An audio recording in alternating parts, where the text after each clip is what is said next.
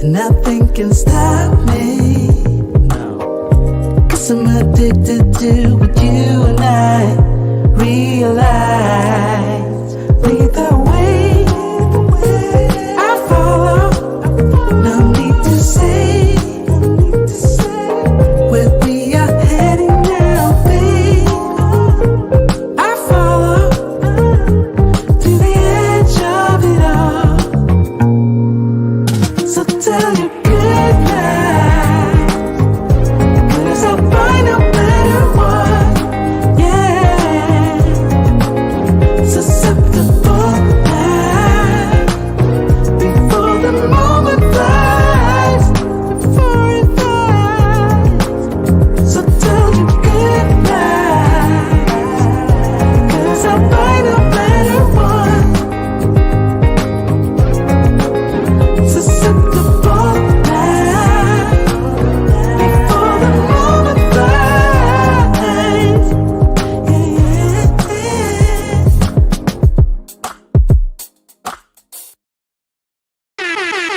All right. It is Friday night. Finally made it. Goodness gracious. Many of us had long work weeks, but we finally made it to Friday night. This is Andre and Andre's Friday night. Drink in hand. Do not have your boy drinking alone. You see me with the glass of wine sitting here. Let me know what you are drinking tonight. We got a great topic for the show tonight. Boy, you're going to appreciate this one, guys. This particular show is dedicated to monk mode and why some people don't understand why it's valuable to take your sex life and kind of like monitor it. In other words, once again, I'm going to say this. There's nothing wrong with taking your sex life and monitoring your sex life. Looks like we're freezing with the Wi-Fi. I'm going to change everything, the router and everything over right now. I'm going to put it on this router right now. Oh, this looks good. It's looking good. Okay, cool.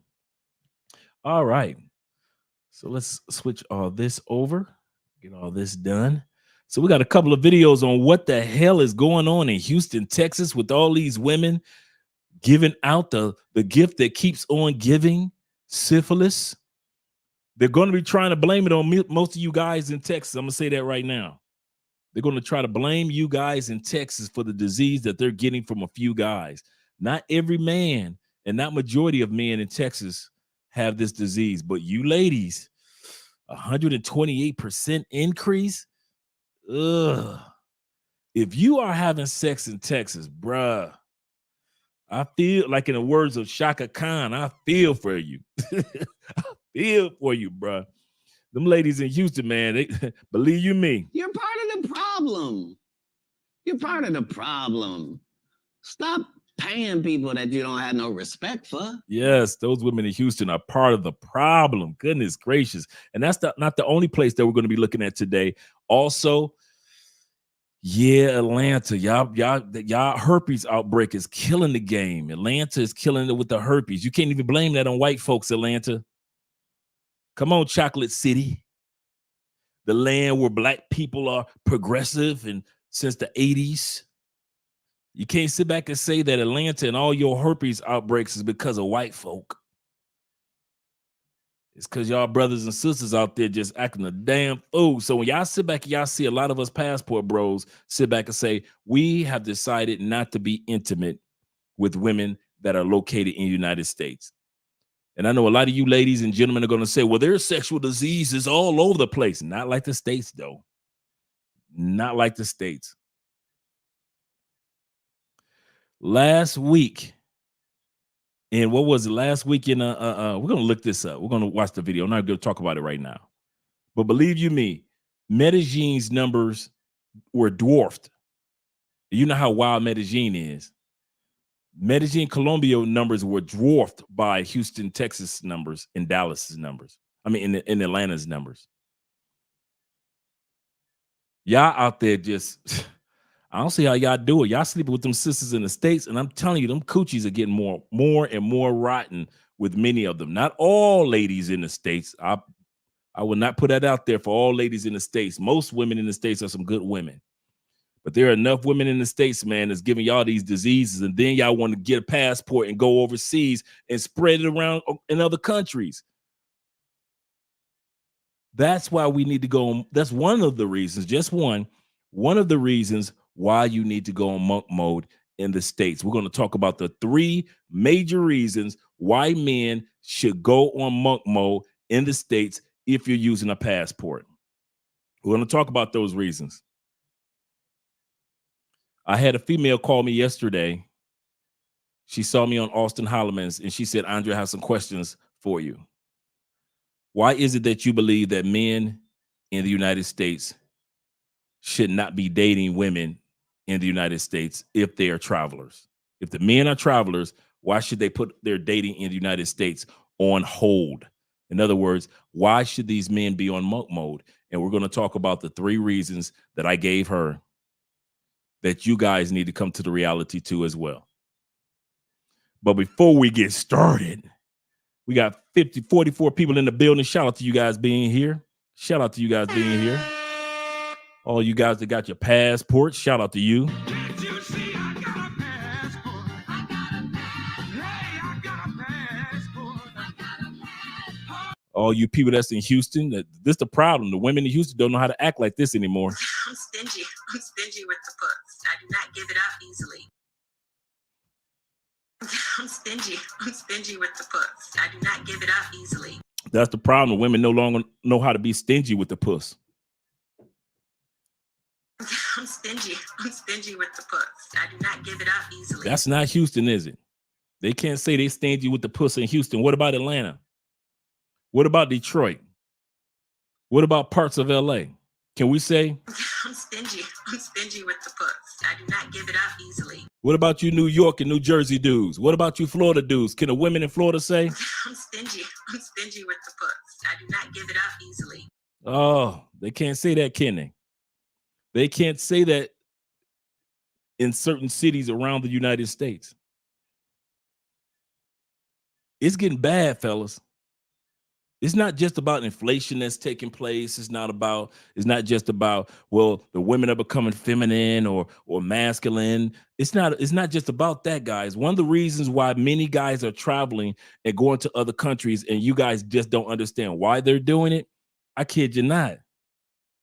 The reason why a lot of guys doing it because these diseases that are being given out by a few men to a mass amount of women, just like they're giving out disease. These guys in the States are giving out diseases to the ladies as fast as they're giving out babies to the ladies. I'm going to say this again. There are men in the United States that know that they got a disease. They don't care. And they will give a woman a disease just as fast as they'll give a woman a baby. And just like you don't want to be bothered with that woman that got you stuck with an unnecessary baby, you dang sure don't want to have a passport and now you stuck with a disease that you never asked for and you know you're a traveler. Some of you dudes need to come to the reality. I can't have it both ways. I did.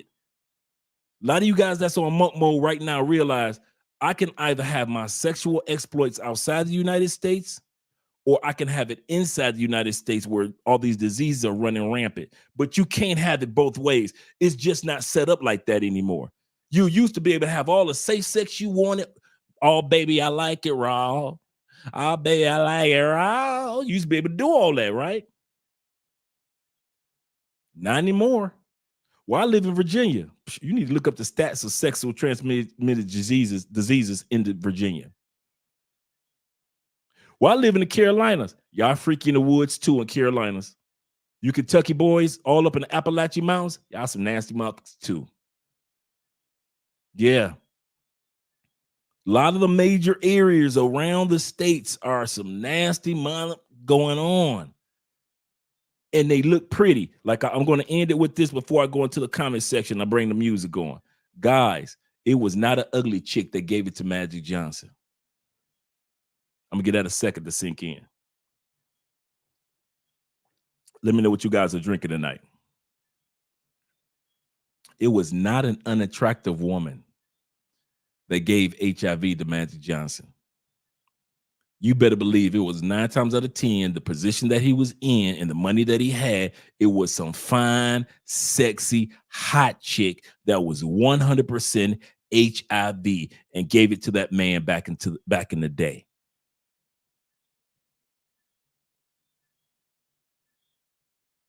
So when I sit back and say the rules of the games of having sex and going raw has changed. Even if you're gonna have sex in the States, do wrap it up. Well, my get soft when I wrap it up. I got news for you. I'd rather have a healthy soft than a hard that got a disease all in it. Got a disease all in it. I'll say that again. I'd rather put a condom on, and every once in a while, it take a couple of times for my dick to get used to that condom and wearing a condom, and still be healthy, than to sit back and have the hardest raw sex, and you end up getting these diseases that these ladies are carrying. Guys, we're gonna watch some videos in regards to this. This will impact the passport bro movement. If you think it's going to stay in the States, if you think that them Dallas boys who got passports are not smashing Dallas chicks, if you think Houston dudes are not smashing Houston chicks before they get on the plane to come to Colombia, Thailand, bruh, what I'm saying is there's a brother that got off the plane before you did. Went up in the same pay for play that you're going to be going up in. He paid to go raw. You paid to go raw. And the disease that he got from the women in Houston, in Atlanta, and other locations, that's going to spread and run rampant. But before we go any further or deeper into it, because we've been talking for 13 minutes, Andre, you need to shut up. Let's get the music going. Let's get some music going real quick. Yeah. And I got another outro for you guys you're going to love. Here we go. Let's bring some hype music in. Let me see how I'm looking. Hopefully I'm still looking good. Okay. Looks like I'm freezing a little bit. Let me change the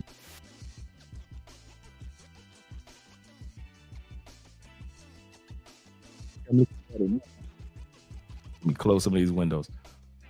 By the way, I got something I want to share with you guys. For those of you who are coming to the Cali Colombia Festival, shout out to you this August, the 14th through the 19th of August.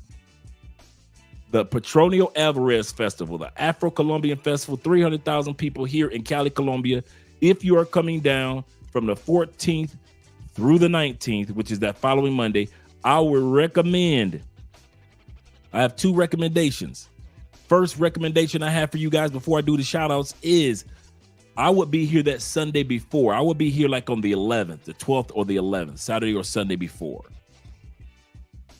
It's not going to be as chaotic. Remember, 300,000 people are coming to the city that week. So you trying to get in and out and maneuver to get to your Airbnb is going to a little bit more chaotic than what it usually would be. So if it were me, I wouldn't wait till that Wednesday or Thursday. I'm coming on Saturday or Sunday prior to. Me personally, I would come on Saturday because I want to party on that Saturday prior to, relax on Sunday. Monday, Tuesday, I can relax and just do a tour with Tours by D. And then Wednesday, get started for the festival for the rest of the week. If you're coming down here and you need to leave on that Sunday, I'm telling you, you're missing the major show on Sunday. So that's my number 2. Wait until Monday to leave. Schedule your time period to leave Cali, not Sunday like you normally do. The major performance where it's going to be 100,000 people for this show is going to be on Sunday night. So if you used to flying out of Colombia on Sunday night for this festival, this is just a high recommendation. If you really want to enjoy it all, Friday is a great concert. Saturday is a great concert. But that Sunday is a monster. It's a monster. So if it were me, I schedule my time to fly out that Monday. Now, if you already set your flight, so be it. But if it were me, I would set it for that Monday to leave out. You don't have to be at the festival that Monday, and that Monday is a holiday in Colombia. So most people are off work. That means the traffic is not going to be bad if you are going to the airport on Monday morning compared to on Sunday. That traffic is going to be crazy. The other thing I want to share with you guys before we do the shout out, this is important as well. For those that don't make it to the Afro-Colombian Petronio Alvarez Festival here in Cali, Colombia, don't worry. There's another festival that's coming down the turnpike, and I'm not talking about the salsa festival in December that some of you guys are coming to, but the Petronio. But I'm talking about the Barranquilla Festival. It is the world's largest Latin-speaking festival. The world's largest Portuguese-speaking festival is the ones that are in Brazil, but the world's largest Latin-speaking festival every year in Barranquilla, Colombia.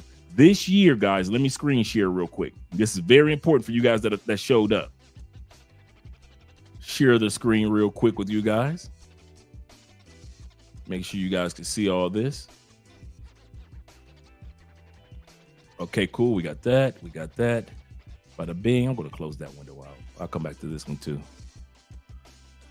Close that window out. Okay, cool. Now, for all you guys that will be here for the Barranquilla Festival next year, 2025, the dates are going to be, let me scroll down, get this right for you guys. I just had the dates too. This article just came out. 2025 Barranquilla Festival. Let me translate this into English. Let me get that out of the way. Translate this into English for you guys. Inglés. All right. Now that's for it's not going to be on February 13th. The date that it's going to be on is, I just had it. Let me move this out of the way. Let me get the dates pulled up before I do the shout out. Shout out to you guys that are here too.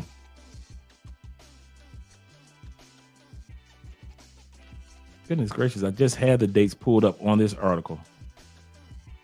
Oh, here we go. Right here. It says, for that reason, we share the official calendar of the Barranquilla Carnival for 2025. The organizers announced that the next edition of the Barranquilla Carnival will take place between March 1st and March 4th, which will feature in I can't pronounce the G term, with the other term.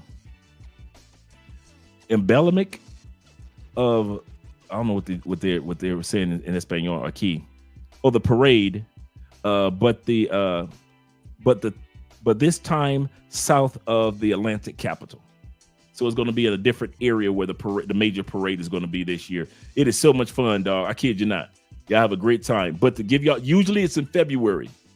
I'll say that again. The Barranquilla Festival, normally in February, will be pushed back a week. It's usually the last week of February. It's going to be pushed back a week, and it's going to be the first week of March, the 1st through the 4th. So if you don't make the festival here in Cali, Colombia, don't panic. You always have next March to celebrate the Barranquilla Carnival 2025. And of course, I'm going to drop this link into the comment section, so you guys could have that link right there to read the full article. So let me put that in there. And let me get started with the shout out. Shout out to you guys being here. Yeah. Let me close that Barranquilla. All right, here we go. Shout out to my man Willa Thrill in the building. Them Ohio players, them truck drivers. Shout out to all the truck drivers out there. Here's to you guys that make sure that we are able to get all that we get in every country. If it is not for you truck drivers, many of us would starve to death. We won't have our nice hats. We won't have our nice apparel. None of that. We want to be able to enjoy a glass of wine if it wasn't for the truck drivers, the train engineers, as well as those that work when it comes to the shipping of products that come into the country and you're working there on the docks. I appreciate you. I love you. And I do not take what you guys do for granted at all. I appreciate you guys just as much as I appreciate the military. So that's how much I appreciate all that you truck drivers, you train engineers, and all you guys that work on the docks when all the ships come in with our products in the United States, as well as here in Colombia. Shout out to you guys. Will says, greetings, Andre and Andrea chat family. He says, going to be another entertaining evening. Oh, you're going to have a good one. He say, push that like button. Yes, sir. We got 62 people in the building. Click that like button. I like you.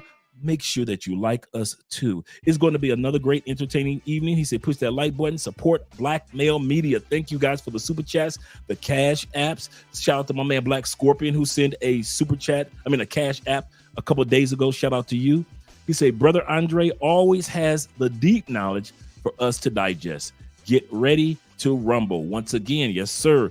Remember, today's topic is about the value of why you guys need to start going on monk mode in the United States. I'm sorry, but it is what it is. If you're a guy with a passport, you need to be a lot more wiser on who you giving that coochie to. But I only give it to my girl when you come back, huh? Some of you guys don't realize who your girl getting smashed by while you're in DR.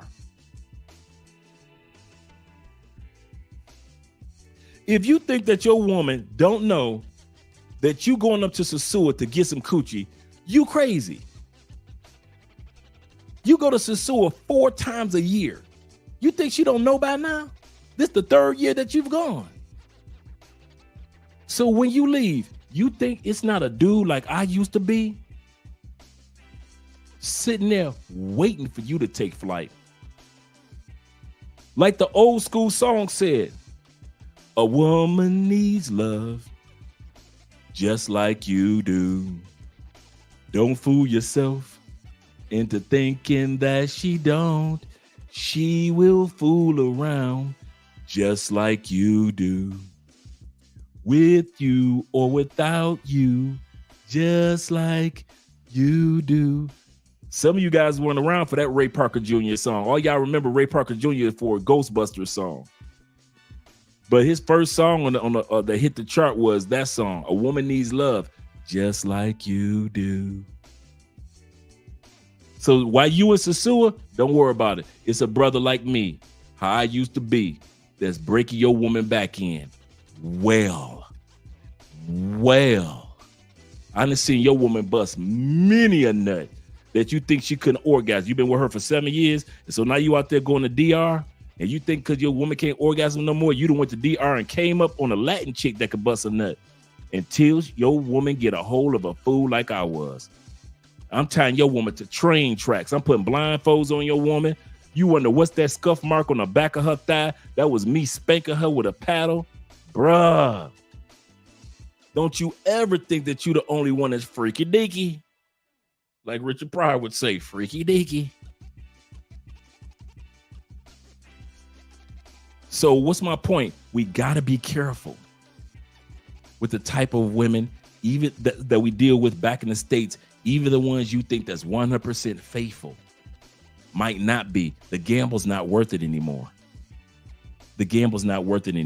Shout out to my man Willa Thrill because he gifted a membership to one of the brothers out here. Shout out to you. And Will came back with the back-to-back gift, the duet.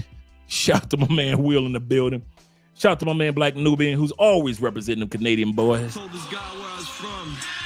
He said, oh, Canada. Oh, Canada. Shout out to them boys, them Canadian boys out there, man. Love Canada. I ain't gonna even lie, boy. I got some, I think I got some U.S. stories, and I got some Canadian stories. Oh, my God. One time I was dating this fine Canadian green-eyed bandit. She was a bus driver in Toronto. Man, the sex was so good.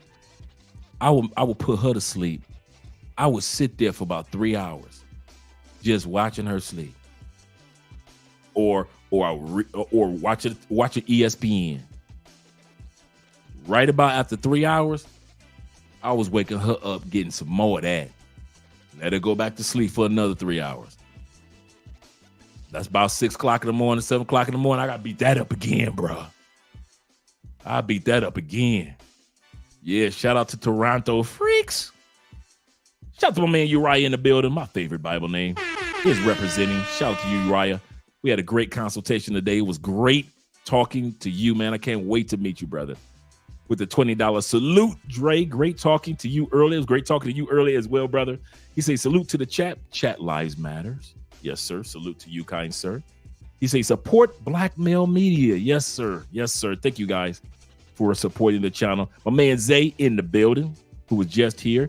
Zay says, salute, Unc. He say, being on a strict monk mode since I got back to the States. I bet you have. I bet you have, brother. He said, I can't wait to get back to Colombia to live. He said, women in the States are been trying to holler at me, and they always will. When you go on monk mode, I promise you, it's like having a wedding ring on as a man. All the women want you when you decide that you don't want to be bothered with them and just want to put them all in the friend zone.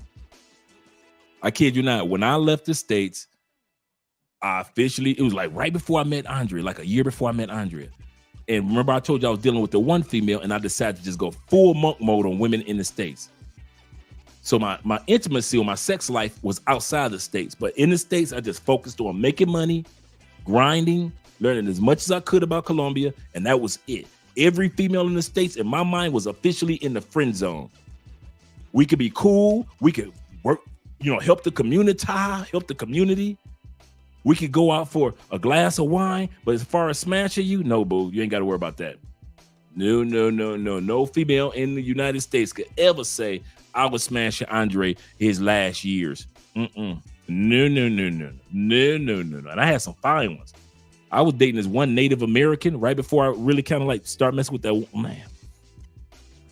If you ever want to see some gorgeous women, Native American women are so freaking fine. Goodness gracious. Okay. Women in the States have been trying to holler at me since I was that I've been back here on monk mode, but the devil is a lie. Thus saith the church. Yes, sir. My man D-Pain is in the building. Shout out to you with D-Pain with the $5 showing love. D-Pain says this. He says, it's so bad in the States, Andre. He said, it's so bad in the States. He said, I'd rather choke my chicken, preach pastor, I would too, than to deal with these hexens or heathens or, I forget how you pronounce that term. But he said, I know that this is my TMI, it's my time. But TMI, he says, but it's true. Yes, brother. I'd rather he said too much information. But no, it's not too much information. Bruh, if you got to handle your business let's be real. Come on, D-Pain, let's be real. A lot of times we handle our business as men, not for the explosion. A lot of times it's because you get post-nut clarity, don't you? Oh, I need to lie tonight, huh? Some of us, man, before you got ready to take care of your business yourself, okay, I've done this. Maybe you guys haven't, but I have. I know that if I go over this chick house, right? I'm going over this chick. We already got it set up. Hey, LaWanda, what you doing? Nothing? Okay, I'm on my way about 10:30. Now, I know when I get over there, I'm like Cat Williams. If I give her the first nut, I ain't gonna last long because it's been a few weeks since I've had someone. So I'm a bust like a dude coming out of prison, right? So I go ahead and handle that first one, right? Bam, by myself. So I'm gonna give LaWanda number 2 and number 3. So I thought. Do you know how many times I've had post-nut clarity and didn't go over the female house? Put a 1 in the comment section if I'm not the only one. Were you scheduled to go get the coochie, but after you bust, you were so good, you were like, man, I'm good, man. You jump in the shower and you get ready to read a book or get you something to drink. Come on, put a 1 in the comment section if you had a date set up. You was ready to get that coochie. Ooh, LaWanda got a big butt too. Ooh, I'm gonna tear her up. And then you go ahead and bust one off, and all of a sudden your post-nut clarity be like, man, I'm going to bed, or I'm gonna finish watching Sports Center. And all of a sudden LaWanda texting you 12:30, 1:30, 3:15. Man, fuck LaWanda. That post-nut clarity, man, please. It's been a lot of times where I did not, especially if it's in a up north in the wintertime. Shout out to Chicago, Detroit, Cleveland, Indiana. Shout out to Fort Wayne, Naptown, Indianapolis. Man, shoot. I give me a post-nut clarity, man. I'll be like, man, I ain't about to drive in that damn snow. Man, forget her and that snow. I'm about to slide on that black ice for no coochie. You don't even ask her. After you get your post-nut clarity, you don't even ask her to drive over. Well, and they be like, well, I'll come see you. You don't even respond. Ransom said, he said, I can't say I have had that experience. Ransom put it to, I'm telling you, Ransom, I'm telling you. You may not have had it, man, but it's true. You see all them ones? I kid you not, man. It's so true. Let's talk this barbershop talk. Yeah. Post-show clarity. Yep. For real. You be like, you be ready. Like, oh, I'm going to tell LaWanda up tonight. Ooh, she in trouble. You say, oh, man. I know if I bust that first one, I'm a goner. I'm going to be so happy because it's been like 3 weeks since I done got somebody. Okay. Let me go and handle this first one. Get that one out the way, and then I can go ahead and beat LaWanda back in. Man, after that first one, you be like, man, fuck LaWanda. And I call her next weekend. I text you. You didn't even answer your text messages. I text you. I even text you at 3 o'clock in the morning. This is the lie they tell themselves. I thought something happened to you because you didn't respond. I thought something happened. You could at least text me back. I thought something happened to you. And the only thing you cared about what happened to me was this it didn't show up to your porch. That's the only thing you cared about, LaWanda. If my nuts was good.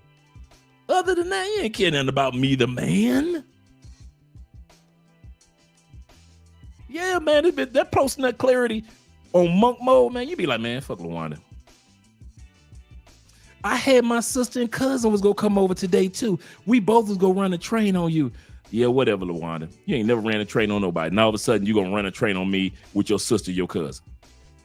We were. Mm-hmm. I'll catch you next week, LaWanda. I'll catch you next week. So yeah, being on monk mode, man, please, it keep you away from a lot of headaches, bro. A lot of headaches. Shout out to my man once again. He said, know that this TMI. He said, but it's true. It is true, brother. That's why I put it out there for brothers to let's discuss it. Because we ain't discussing, but we're discussing. Shout out to Eminem for that line. Shout out to my man David Dykes in the building. David says this. He said, family, Andre and Andrea. Yeah, Andrea going to church right now. She's in church service right now. And then me and my man Victory, we're going to be hanging out with Andrea, going to church this up and coming Sunday. Shout out once again to Uriah. Uriah's just throwing gifts out there. You blessed. Uriah just blessing dudes with gift memberships. 5 gift memberships from my man Uriah. It feels so lovely to be here tonight. It's so lovely to be here tonight with Uriah. And while you're in the clapping mood, I'd like to give a big round of applause to my band, Sexual Chocolate. Give that man a shout out. And my man Pharaoh Ishmael in the building. They play so fine, don't you agree? Don't you agree? Shout out to my man Pharaoh with the 199 super sticker for the love of the game. He ain't got to say nothing. Just show some love. Appreciate you, brothers. I appreciate you. Let's go back. And you know how I always do. At least the first 10 people that showed up get the shout out. Because it's like 88 people in here. And we wouldn't have time tonight to go through 88 people. The first one that was in here, the Tune Night. Shout out to you. He said they nasty.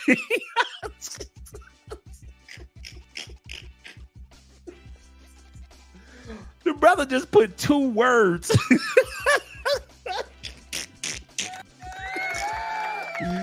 brother put 2 words. Oh, he already know how they are. You ain't gonna hit no woman in my house. What woman, sir? This here is a hoe. This here's a hoe, sir. You ain't gonna hit no woman in my house. What woman, sir? This here is a hoe. This here's a hoe. Shout out to my man, Poor Man 313. You better back the fuck up out my face, goddammit. I'm from Detroit, Michigan. Don't play with me. Man, you know how us Detroit boys act. Don't be acting like you ain't realized that we ain't got no damn sense. Shout out to my man, Poor Man 313. What up, though? Only them Detroit brothers use that term. What up, though? He said, everyone, replay crew. Shout out to the replay crew that watches the show afterwards. My man Ronan in the building. He said, I'm in Houston, Texas right now. And yes, I'm leaving too. Shout out to you. Man, say, listen, I'm here right now. Timothy says, the OJ songs. Living for the weekend. Oh, yeah. Living for, I need to get that drop in there. I need to put that drop in there. You know what? That's a good one, man. Let me write that down. Let me not even play.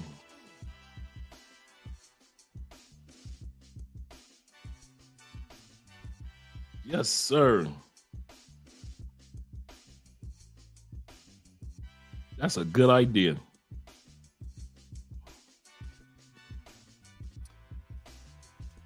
My man Keaton always sending me some good drops to put in here. And that's going to be one of them, man. That's a real good one. Shout out to my man JJ. I think it was JJ. JJ donated 5 memberships.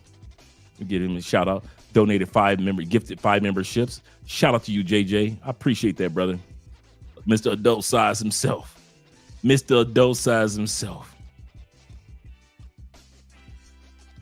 Yeah, JJ doing the big. He membership gifting y'all. Don, aka the Don. JP. Good evening, Andre and Andrea. He say toast up to all in the chat. He say dragon fruit blueberry smoothie. Man, that sounds good, man. That sounds better than what I got. That sounds better than what I have. And Jay Anderson the Great. Shout out to Mr. Anderson. Salute to the chat. Andrea and Andrea, love crossing borders. Appreciate you, OG. Appreciate you too, Mr. Anderson, as well as my man David being in the building. Salute Andre and family. Let's have a drink and another great discussion. Remember, tonight's topic is about the value of going on monk mode. A lot of these women in Houston and Atlanta and other cities are proving why we men should be on monk mode. Shout out to EMB. Buenas noches. Good evening.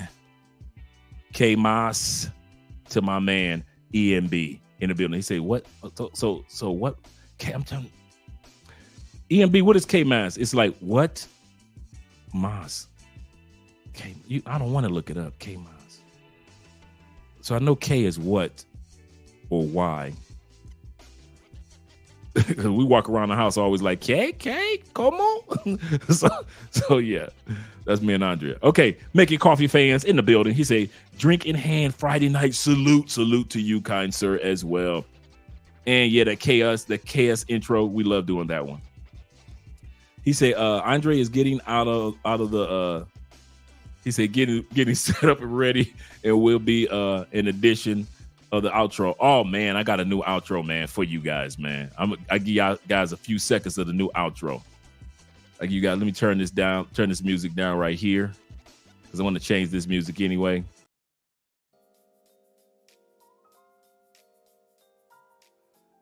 We're gonna let that music play. Give that a second.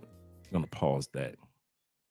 And this is just a intro to the new outro.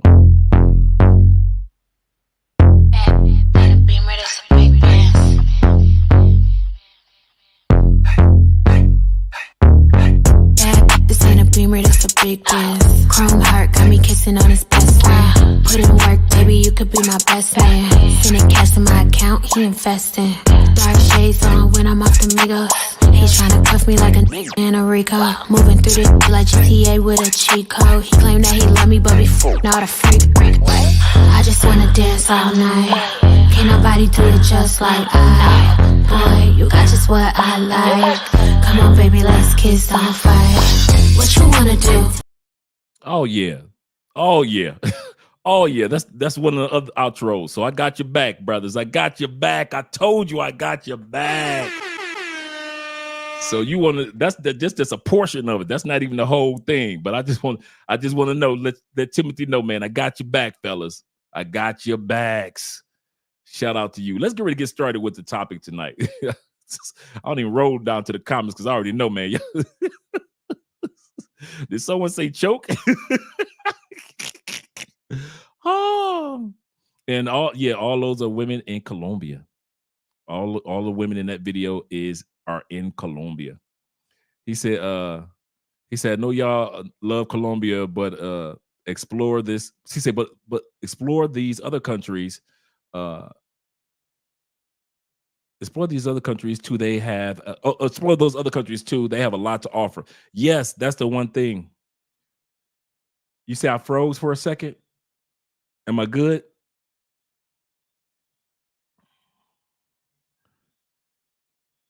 Am I freezing up, Kenny? Let me know if I'm freezing up, guys. I'll just change the router real quick before we even get started. Let me know if I'm freezing up, because I'm looking at myself right now and it's not looking too bad. So I can leave it as is, at least for right now. Okay, cool. Oh, I froze it for about 5 seconds. Okay, good. Okay, cool. All right, let's get started with what's going on. We're going to talk about Atlanta. Shout out to my man J.R. Wisdom. He said, hell yeah, the monk mode. He said, loving the outros. All right, shout out to you. I'm glad I got the A-OK from my man Timothy. So, okay, cool. And those women I see every day in Colombia. And here, especially here in Cali, because you know it's like nothing but sisters down here anyway. But yeah. All right. Shout out to you. It's out to Trust being in the building, man. Shout out to you being here, brother. Appreciate you being here. Andre always dropping the gems and the fire content. Let's get ready to get started. Hot girl summer is officially in full swing, and the ladies are showing out in Houston this time of year. It is bananas out there. It is going dumb out there. And you guys know previously I covered about the whole herpes thing going on in Atlanta, as well as other STDs, but to see this going down in Houston, man, listen, ladies, what are we doing? What is going on, man? But I'm not gonna hold y'all. We're gonna go ahead and play this clip just to see how serious it's getting with these hot girl summers, man. Let's go. New at 6, an alarming health trend impacting a lot of women across our area. Syphilis skyrocketing in Houston. Good evening, I'm Keith Garvin. Thank you for joining us. I'm Daniela Guzman. Well, the Houston Health Department is calling the sharp rise in cases of the sexually transmitted disease an outbreak. KPRC 2's Andy Sirota live in Sunnyside, where a community meeting was held today about this. Andy? Danny, Keith, a number of medical directors from some of the community-based health clinics attended that meeting here today at the Sunnyside Health and Multi-Service Center, along with members of the Harris County and Fort Bend County Health Departments. Of all the cases Houston health officials are seeing, it's predominantly women of color who were most impacted. Nationally, there's been an uptick in syphilis cases, and health officials here say in many ways Houston is no different when it comes to what's happening in many major urban areas across the country right now. As a large urban jurisdiction, we've got to be really aggressive in our response when we see these kinds of cases, because we have millions of people who may be at risk. Since 2016, syphilis cases in women have increased by 128%. New infections rose from 1,845 in 2019 to nearly 3,000 in 2020. Let's pause that right there for a second. We're going to take a look at this. Oh, we're not going to let this slide by. We're not going to let this slide by. Oh, no, not at all. Let's go right here. 128% increase since 2016. In other words, it was already bad in 2016. Now it's 128% increase. All you Houston folks, this is Dennis Sperling territory. He talked about this a while back. Over 1,845 in 2019. In 2022, it was 2,905. 16 in 2016 to 151 in 2021. Y'all nasty as hell in Texas. Yeah, we could, you know what? I like that you said that. Seek understanding. I like that you said that. The statement that Seek Understanding made was this: why aren't they talking about the down low men that are out there spreading the nasty shit to them stupid women out in Houston and Atlanta? The answer to that is, statistically, it's not as many down low men. And that's a good question. That's a really good question, Seek Understanding. But statistically, if you look up the stats, there aren't as many down low men that impact venereal diseases in the United States, no matter what race, color, or creed, as much as heterosexual nasty Pookie and Ray Ray men. I want to say this again. Yes, there are a few download men that are booty bandits, but it's not enough download men that are impacted as irresponsible men are. I'll put it like that. I want to put it as Pookie and Ray Ray.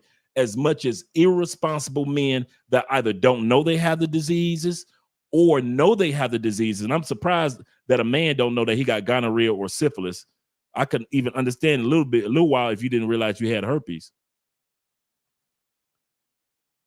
But 3 days later, go see the doctor. So a lot of diseases show up in men immediately compared to it. Sometimes it takes time to show up in ladies. But a lot of times women will sit back and try to run to that narrative of the download. Them brothers are download. No, ladies. No seeking understanding. No. It's not the download brothers that's doing it statistically. It's heterosexual men that do not feel that they need to be responsible with their sex life that women keep running to. That's the problem. I'm not even putting it on the women as much as I'm putting it on the dudes being irresponsible, because no woman knows what every guy has. But then I also put the responsibility on the women in Houston and in Dallas. I mean, in Houston and in Atlanta, because if us men could look up these stats, this article and headline came out in Houston, right, that we're watching right now. Just let your imagination be in Houston and Atlanta at this moment now. How many of y'all out there know or believe that there's a bunch of females in Dallas, Houston, as well as all throughout Atlanta getting a back broke in right now, raw dog, by some dude, even if they saw this headline? Even though they saw these headlines, how many of y'all can say that there's a lot of chicks right now, even as we speak, having her third orgasm right now with some heterosexual dude that's not down low, just an irresponsible dude with his sex life? Right now, she getting her back broke in after she saw this headline that we just watched. So yes, a lot of the men are being irresponsible. Yes, there's a small pool of download dudes, but at the end of the day, it's women out there that can watch these headlines and these articles and see the 128% and will spread their legs wide open like they're doing right now tonight over a glass of wine. If I was a single man and I landed in most countries, not most countries, but most cities in the United States, I could run up in something easy that first night. Oh, yes, I can. Oh, yes, I can. Oh, yes, I can. And many of you guys can admit that you can too. There are very few cities in the United States that you can land in. And if you wanted to, within the first 2 to 3 first day or by the third day, you done ran up in something in the United States. And if you want to be honest, you didn't have to wear a condom if you didn't want to. If you decided that I'm not putting on a condom, even though you got one in your wallet, that female ain't gonna say nothing. She's still gonna give you fire head. She's still gonna let you put it in her butt. And as soon as you get ready to nut in her butt, she's gonna pull it out and put it back in her mouth and then put it in her coochie. Stop me when I'm lying. Because that's what's happening even as we speak right now in Houston, Texas, right now in Atlanta, Georgia, right now while we're talking. So we can't put all this on the download brothers. That's an easy scapegoat. Yeah, so many download brothers, so many dudes going to prison and then they come out and they gay. Yeah, a lot of dudes do that, but the numbers aren't large enough. The numbers aren't large enough. Most guys that are spreading this are few and far between. Women aren't getting this from every guy. They're getting it from sleeping with the same guys over and over and over again, just like they get pregnant by the same guys over and over again. And that's why 60% of black men don't have kids. I'll say that again. 57% of all black men don't have no kids. Why? We don't want them right now. Well, life didn't grant it for us to have children at this particular time period. But at the end of the day, most black men don't have kids. So who's having all these damn babies in the black community? Pookie, Ray Ray, Nook Nook, Keith them. 8 babies per dude. 5 babies, 3 babies, 4 baby mamas, 7 baby mamas, 10 baby mamas. Oh, if you think I'm lying, ask Cam Newton girlfriend. What she just say this week in an article? Cam Newton's girlfriend said, I would rather be the 4th baby mama to a rich man than be the 1st baby mama to a regular man.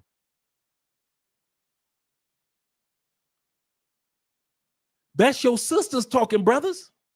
That's your stateside plantation sisters talking. She said, I would rather be Cam Newton's 4th baby mama than be the baby mama to a regular man with a regular job, being the only one. Them your sisters. I didn't say it. She said it. Saying one dude, all it takes is one dude to gather 4 baby mamas. You got Nick Cannons out there. I know unemployed dudes with 3, 4 baby mamas. So it ain't everybody, every male in the black community that's busting nuts up in these women giving us diseases. It's the same number of dudes that's giving the diseases to the chicks that are in the States as it is as the ones that's giving these women babies in the United States. No matter what race, color, creed, it's the same dudes. Same Jody, same Craig, same Chads, same Jasons and Jamarians are the baby mamas and the ones that's carrying these diseases. So let's not put it on men. It must be down low. No, it ain't. It is not that many men statistically that's down low. Well, how would you know if they was down low if they don't have the stats out there? I promise you. It's dudes that are heterosexual that's being irresponsible with their sex life. And until women come to that reality and stop trying to hide behind that, it must be the down low dude. In other words, trying to make it seem like the LGBTQ community are the only ones that have diseases. So he must be part of the LGBTQ and brought it to the hetero. That's not true. That's what a lot of women try to say. Oh, you got HIV from him because he was LGBT. He was down low. He went to jail. He came home and he must have been LGBTQ and didn't tell. No. So y'all try to make it seem like all the diseases that's happening to these women, it stems from the dudes that's coming from the LGBTQ community. So you're going to put it on the LGBTQ who ain't had nothing to do with your nasty ass girlfriend and not realize your girlfriend had an ex-boyfriend that was nasty than a motherfucker. And that's why she broke up with him. Why? He was cheating. With who? Nasty bitches. And he brought that nasty sex back to her. And guess who she's sleeping with now? You. She's sleeping with you. All of what he did, all his exploits went into her coochie. She broke up with him, and now she's in bed laying next to you. And you want to blame it on the down low dudes. You want to put the blame on the LGBTQ who ain't got nothing to do with what the hell happened with her ex-man who was freaky than a motherfucker. Let's be real. Let's call a spade a spade. That's why I'm saying the sex life that we can have fun with in the 80s and 90s. Remember that, fellas? Remember the 80s and 90s, man? The 70s, 60s, free love. 80s and 90s, there was always a penicillin shot for everything you got. You could get a sexual disease, your face could halfway melt off. They got a penicillin shot and your face would just come right back. Blam, I'm good. Some of you dudes, y'all get a disease, y'all could just smoke some weed and it disappear in the 80s. Oh my God, I got a disease. I'm good now. In the 2000s, you was halfway safe. But now, y'all trying to go raw dog and these nasty heifers. Now, y'all nasty, bruh. There's no, dude, bruh. I would be king condom if I was in the States. Hey, or I'd be on monk mode. There is no fucking way I'm fucking them nasty chicks in the States. And I'm going to tell you something. The ones that got it are the ones that are Sally Homemaker. She looks so innocent. She got the thick glasses on. She looked like a sexy librarian with those dimples. She got the cleft. She got a real thin neck. She's got the collarbone that you can see. She's Miss AKA this, AKA that, ski wee, and all that bullshit. And I'm telling you, those are the ones that got diseases just as much as the chicks around the way in the hood. Don't you ever let a woman with a 5-bedroom house fool you into thinking that she don't suck as many dicks as the female on the other side of the city. Take it from me and all you other brothers that got money, that have smashed them chicks that you'd have met at fundraisers, them sisters that you'd have met at the college reunion events. You'd have met her at her college football game. You met her at the city council meeting downtown. She was taking her niece and her son to the zoo and you met her. All them innocent ones, bruh, don't even go for that. So all you guys think that I'm talking about hood chicks, some of the nastiest some of the nastiest, freakiest chicks I ever been with will smash you on top of their island, their giant marble island counter in their kitchen. You know, the chicks that got the giant square marble island counter that's like 5 feet by 5 feet. They was cooking breakfast on it in the morning, and in the evening, you had her legs spread open and breaking her back in on top of that marble counter in her kitchen. Them heifers just as nasty. Don't you ever, if you ain't never had no 6-figure coochie, take it from me, bro. They just as nasty and irresponsible as the chick that's making 5 figures. Don't ever get fooled by them chicks. But she looks so innocent and she's so smart and she has degrees. Remember, we always have that term in the Black community. She book smarts, but not street smarts. How many times have we seen a chick give up the coochie to a dude that was just a straight hood dude, even though she got 3 degrees? Man, I know females, man, that was my sidekick, my homegirls. 2, 3 master degrees. As long as Keith pull up on a motorcycle, Keith can get that coochie.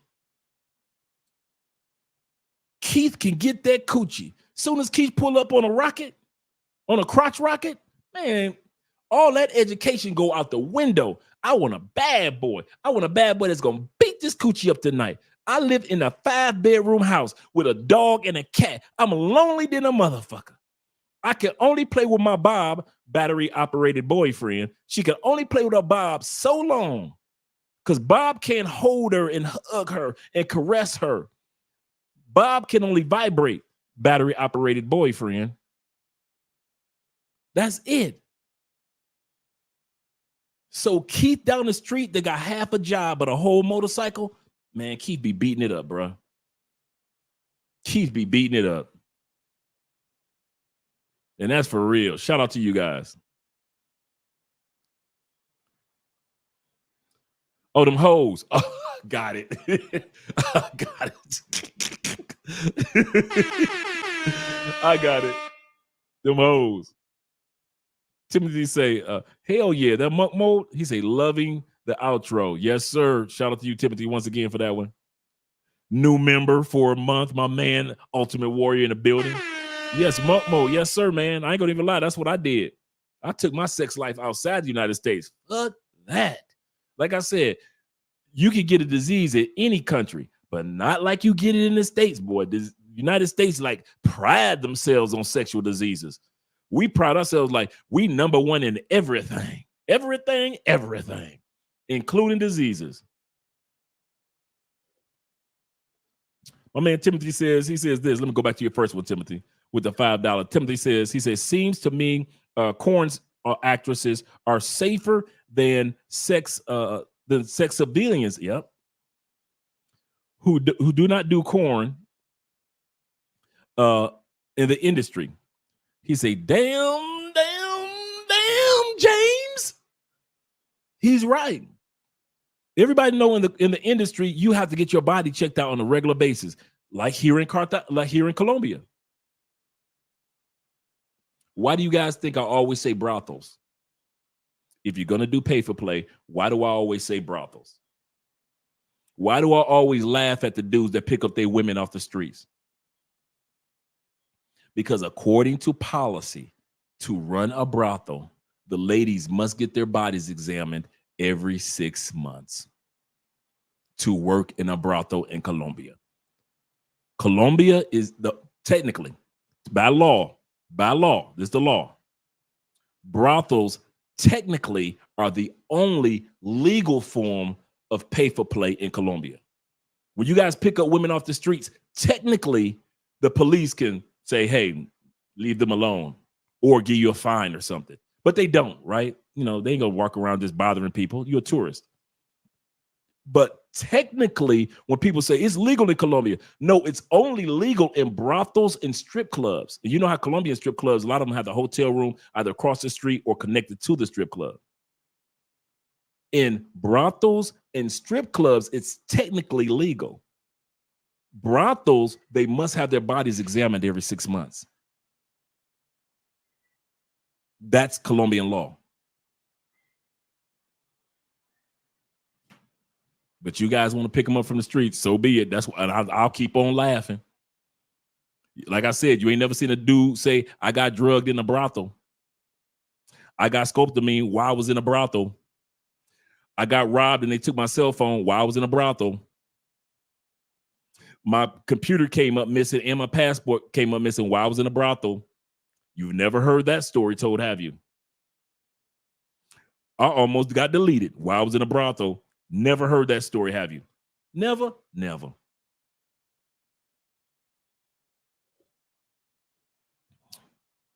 And let's go to next. Timothy. Timothy says, he said, catching HIV from straight or gay, you still in trouble either way. That's a good point. Does it matter if it came from a down low dude or not? You still caught up. Doesn't matter if it's down low or heterosexual. That's a good point. Shout out to my man D-Pain in the building. Shout out to you, brother. Once again, D-Pain's thoughts and opinions. He says, you ever thought about starting a cologne line? I have, man. Behind the scenes, that's what I've been working on. I just got this new cologne in. Haven't even opened up the package yet. It is a clone. This is a Maison Alhambra. Shout out to Maison Alhambra. They make some great clones, And one of 8 Maison Alhambra clones is, let me put this in the trash can, is a clone of Tom Ford's Fucking Fabulous. Tom Ford came out with a cologne called Fucking Fabulous a few years back. It was like, man, like $400 cologne, right? So Maison Alhambra came out with Fabuloso Intense. Let me make sure I get that for you guys. Come on. Get that. There we go. Fabuloso Intense. So that's the cologne of the night. I haven't smelled it yet. So we're both going to be, all of us going to be smelling this for the first time. It's only like $30 at the most. $30. Let's see if we can get that. Come on, lens. Okay, I tried to put it on the lens, but it's $30.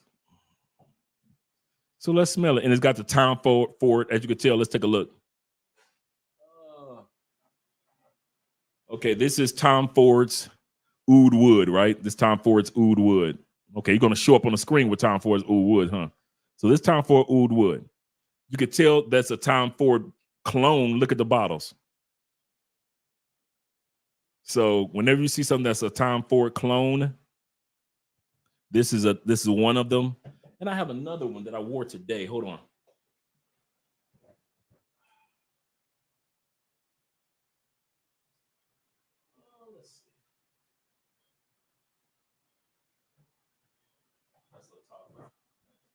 Okay. Like Maison Alhambra makes a lot of Tom Ford clones. And so this is another one that they made, which is, I forgot what Tom Ford's original one is, but this is Maison Alhambra's Bright Peach. Man, you talking about a peach? This is a masculine peach scent, but I still have to blend it with another cologne that's more manly. Like this doesn't smell feminine, but you don't want to walk around just smelling like peaches. So what I usually do, I kind of blend this with a sandalwood scent. So I'll take this and I'll blend it with I did that today. I blended it with Tom Ford's Oud Wood. So I took these together, the peach, and I took the wood, the strong wood scent, and I put them together. It smells great. So let's smell this clone of Tom Ford's Fucking Fabulous. That's a cologne that the name that Tom Ford had, but this one is Fabuloso Intense. The animator, that spray is good. Oh my goodness, that is good. Let's let that cool down for him. Yeah, this is cologne of this is the one for the night. I don't even lie to you. I just jumped out the shower. I hadn't put any cologne on because I knew I was gonna look at this one. Yeah. So I hit here, here, back of the neck. So when I'm walking, leave a scent trail. Man, this is really good, man. I don't know. And they say that this is like a 98% clone for $30. This is very clean. This smells like this is a good sex scent. It's not too strong. It's just right. Very masculine. So the woman knows that she's in bed with the man. This is a good scent to go to sleep with. Man, it is really smelling. I wonder what's in here. Tom Ford Fucking Fabulous. Let's see what's in Tom Ford's Fucking Fabulous.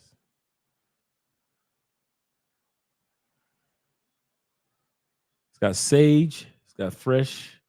What is in here? Let's see what's in here. It's got sage. It's got lavender. Lavender is always good. Bitter almonds, vanilla. I can smell the vanilla.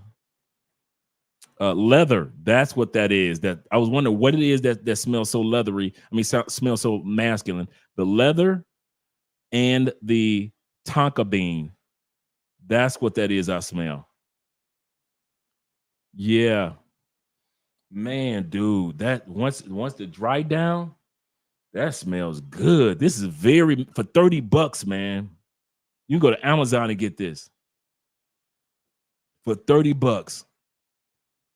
And I'm looking at now. Let me show you guys something real quick. If you think I'm kidding, before we go back to the video, let's get ready to go back to the video in a split sec. But I want to share something with you.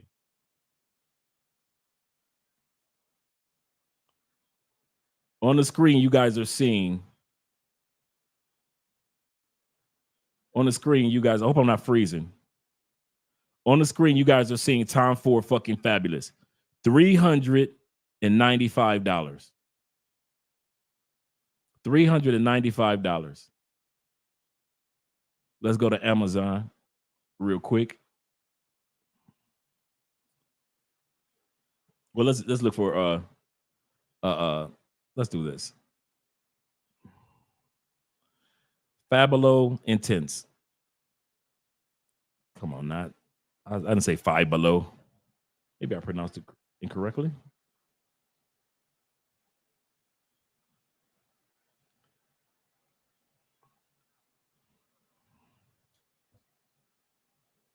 Okay, here we go.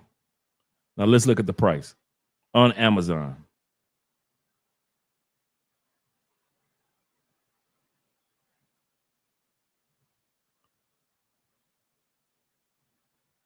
Okay, here we go. Mason Alhambra. I'm going to drop the link for this for you guys as well. Get some time for that to process through. Well, that can't be right. That can't be right.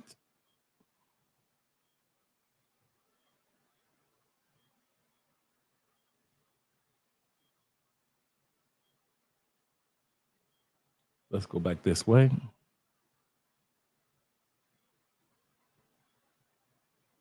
I see what it's doing. It's translating into Spanish. So it's giving it to me in pesos instead of dollars. Let me translate this into dollars. Thank you guys for your patience.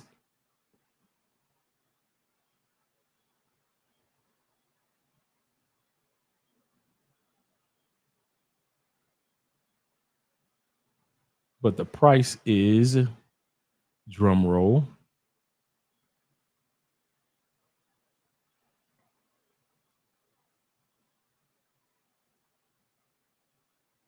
on Amazon, I'm seeing the price, and I got a good deal. The price on Amazon for the one I'm showing you guys now is between $50 and $60 a bottle.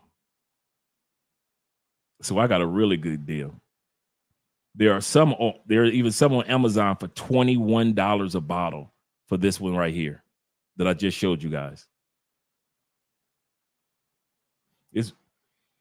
Man, that is good. I haven't smelled anything that smells like that either.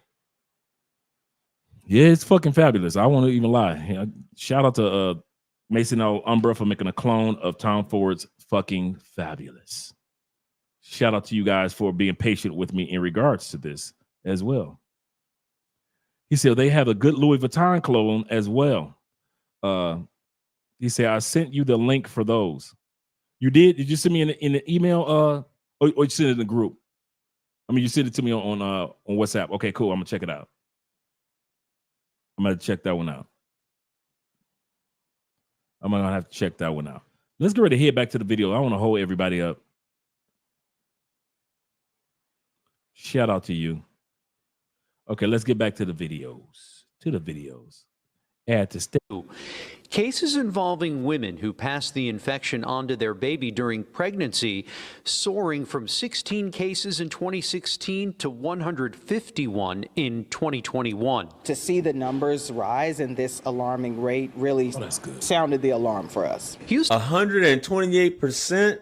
Wow. The clinics, I think it's gotten to the point where basically if you want to get checked out, it's free tests. It got to be going on for something like that. This is crazy. And then the black women have the highest rate of contracting this disease. And we can get into the whole condoms and stuff like that, which we'll address later, but what's really going on? And obviously you can pass this on to your kids, and there's a higher rate of women that are pregnant that had this, and especially within the first trimester, these things that could lead both the mother and the baby to be deaf. And I think, was it blindness as well, if I'm not mistaken, man? Let's get back to the video. Sheesh. But let's not let that slide by. He said that women can actually, and the baby can become deaf and or blind because of these diseases. Health officials urging pregnant women to seek prenatal care and syphilis testing to protect themselves from an infection that could result in the death of their babies. Untreated syphilis during pregnancy can result in a stillbirth. We're waiving fees, so we want to encourage folks to come in and get services. Local health officials say they're seeing a lot of co-infections of HIV with syphilis, along with gonorrhea and chlamydia. The health department is working with medical providers. All sexually transmitted diseases. All sexually transmitted diseases. These women are so eager and so, I don't have anything against any of us having, a healthy sex life. Let me turn this light down a little bit. Here we go. That looks a lot better. I don't have any of us having a healthy sex life and doing our thing. And, who are we to judge the sex life of any of us, right? But the point that I make is this. We got to be careful. It is not the 90s. It is not 2000s. It is not the 70s anymore, guys. Penicillin is just not going to work the way that it used to back in the day. Another thing, if you guys, Uriah was asking Jeffrey Rice and anybody else, if you have a YouTube channel, guys, if you have a positive or decent YouTube channel, no matter what the size, I don't care if it's 50 subscribers or 50,000 subscribers, drop your channel in the comment section so we all can subscribe. Drop your channel in the comment section so we all can subscribe. Shout to Theo being here. He said, I have no sex life. Easy on the judge. Easy to judge. Yep. A lot of dudes put themselves on mutt mode and just take their sex life outside the United States. That's what I did.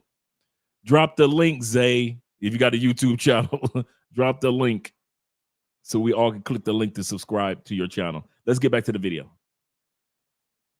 Move me out of the way. And collaborating with its community-based partners to increase awareness of the outbreak and enhance testing and treatment in Houston neighborhoods. Some hot spots that health officials are watching include areas of southwest Houston and some areas up on the north side. Syphilis, we were told, is easily treated with antibiotics. If you have questions about testing, you can call the Houston Health Department hotline. That number is 832-393-5010. Live in Sunnyside tonight, Andy Sirota, KPRC 2 News. All right, Andy. Baby, go ahead on up there to that clinic and get you an antibiotic. You feel me? Go ahead and get you that. We know this is a sexually transmitted disease. Now, women at risk, the infection is super high. Obviously, if you're having same sex, and it's mostly pointed to men when it comes to this, a lot of you men who are also bisexual and then dealing with women as well as men, you're just increasing the rate. So you guys need to be more honest with what it is that you're doing, because the high. Let's pause right there. He said, for you guys that are bisexual, you guys are increasing the rate.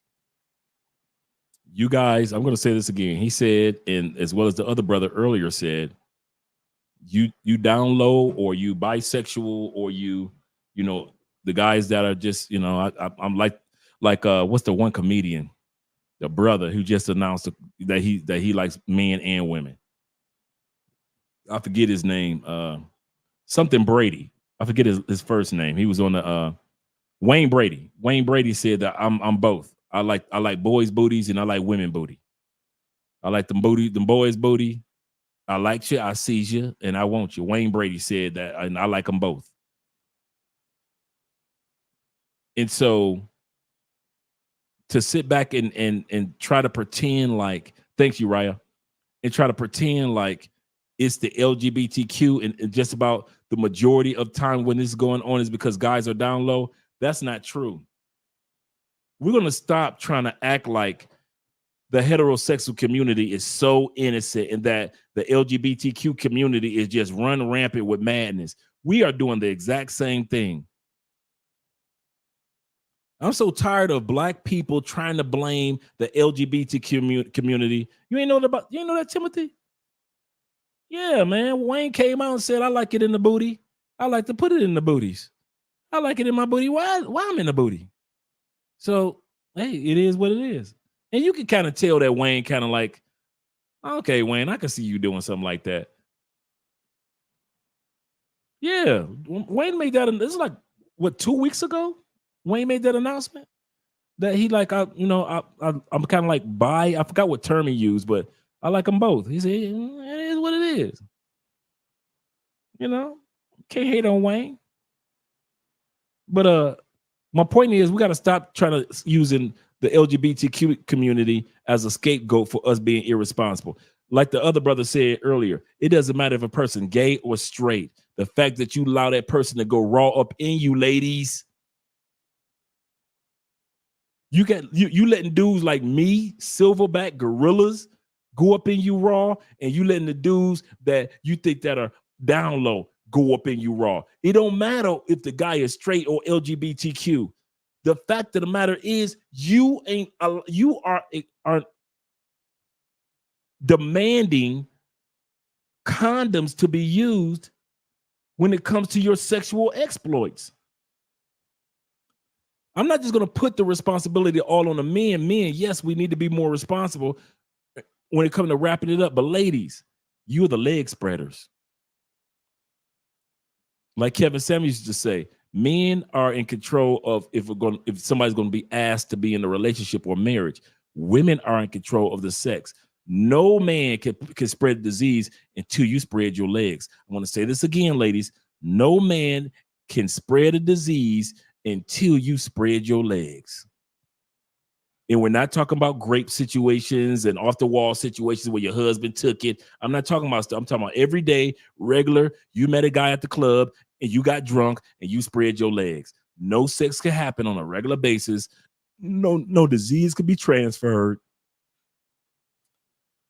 until you spread. Y'all still talking about Wayne? Leave Wayne alone, man.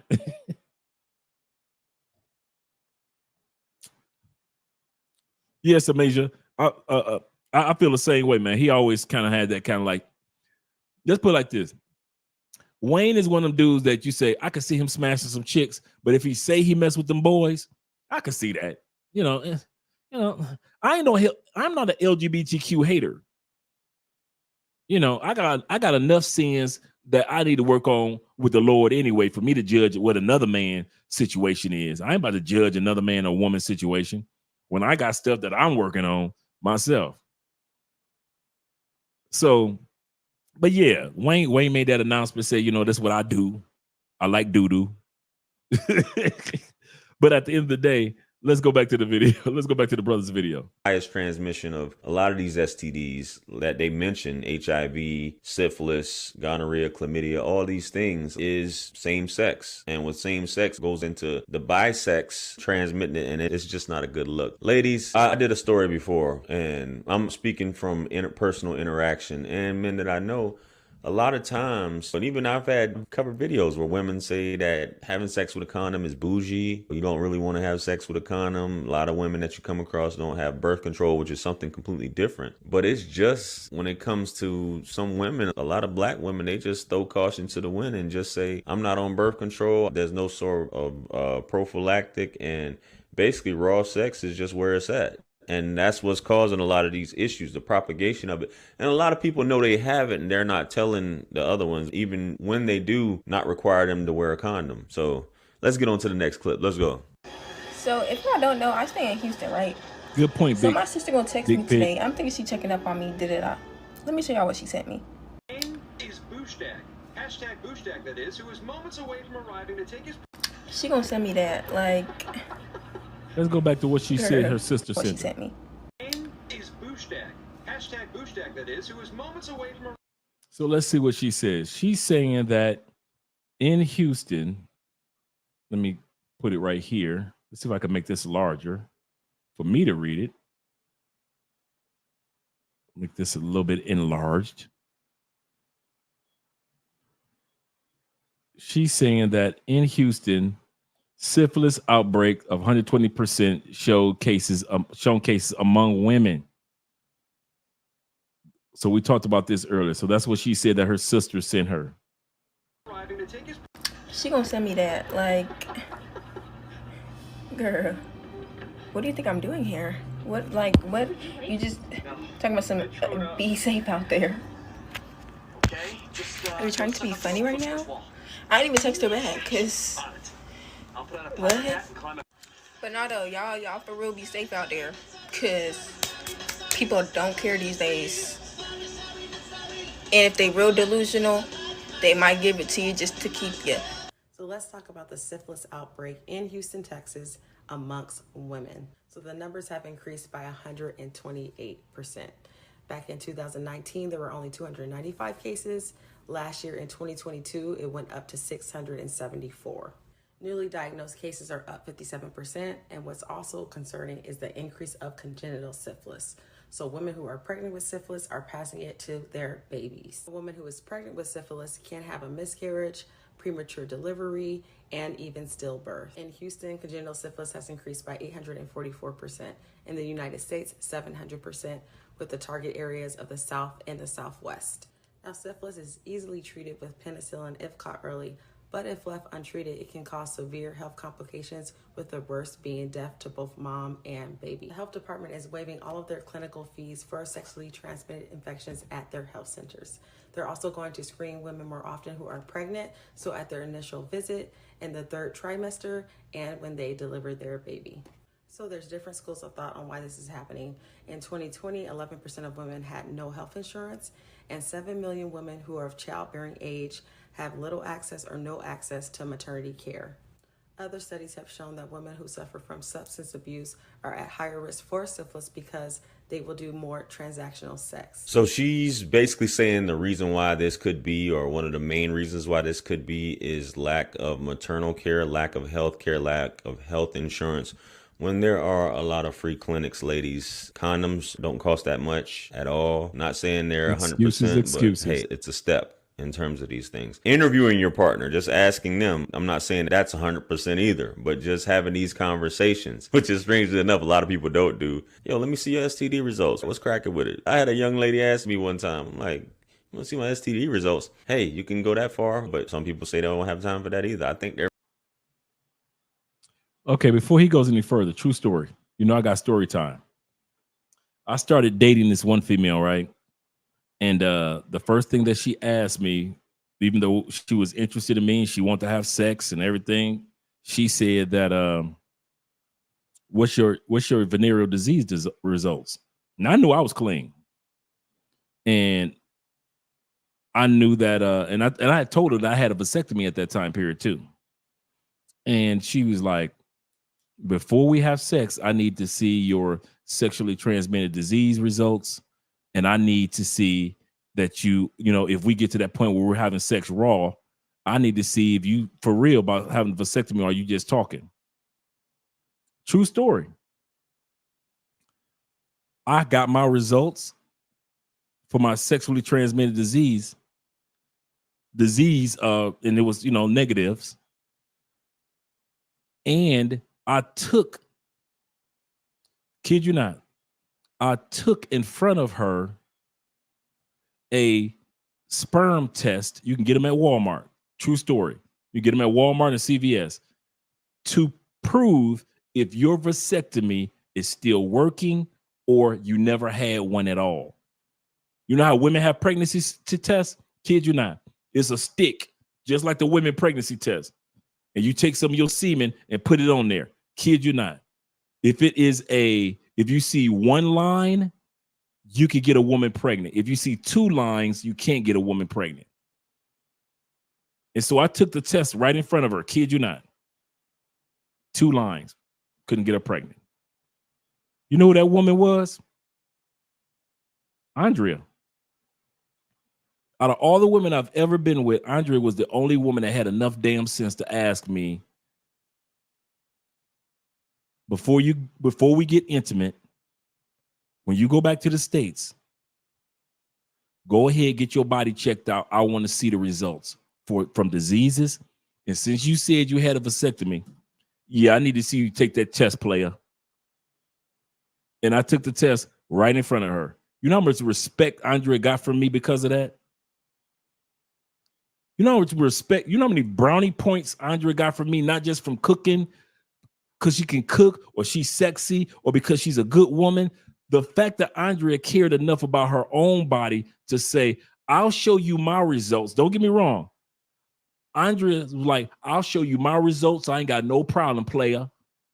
She had her results and I had my results and we shared results.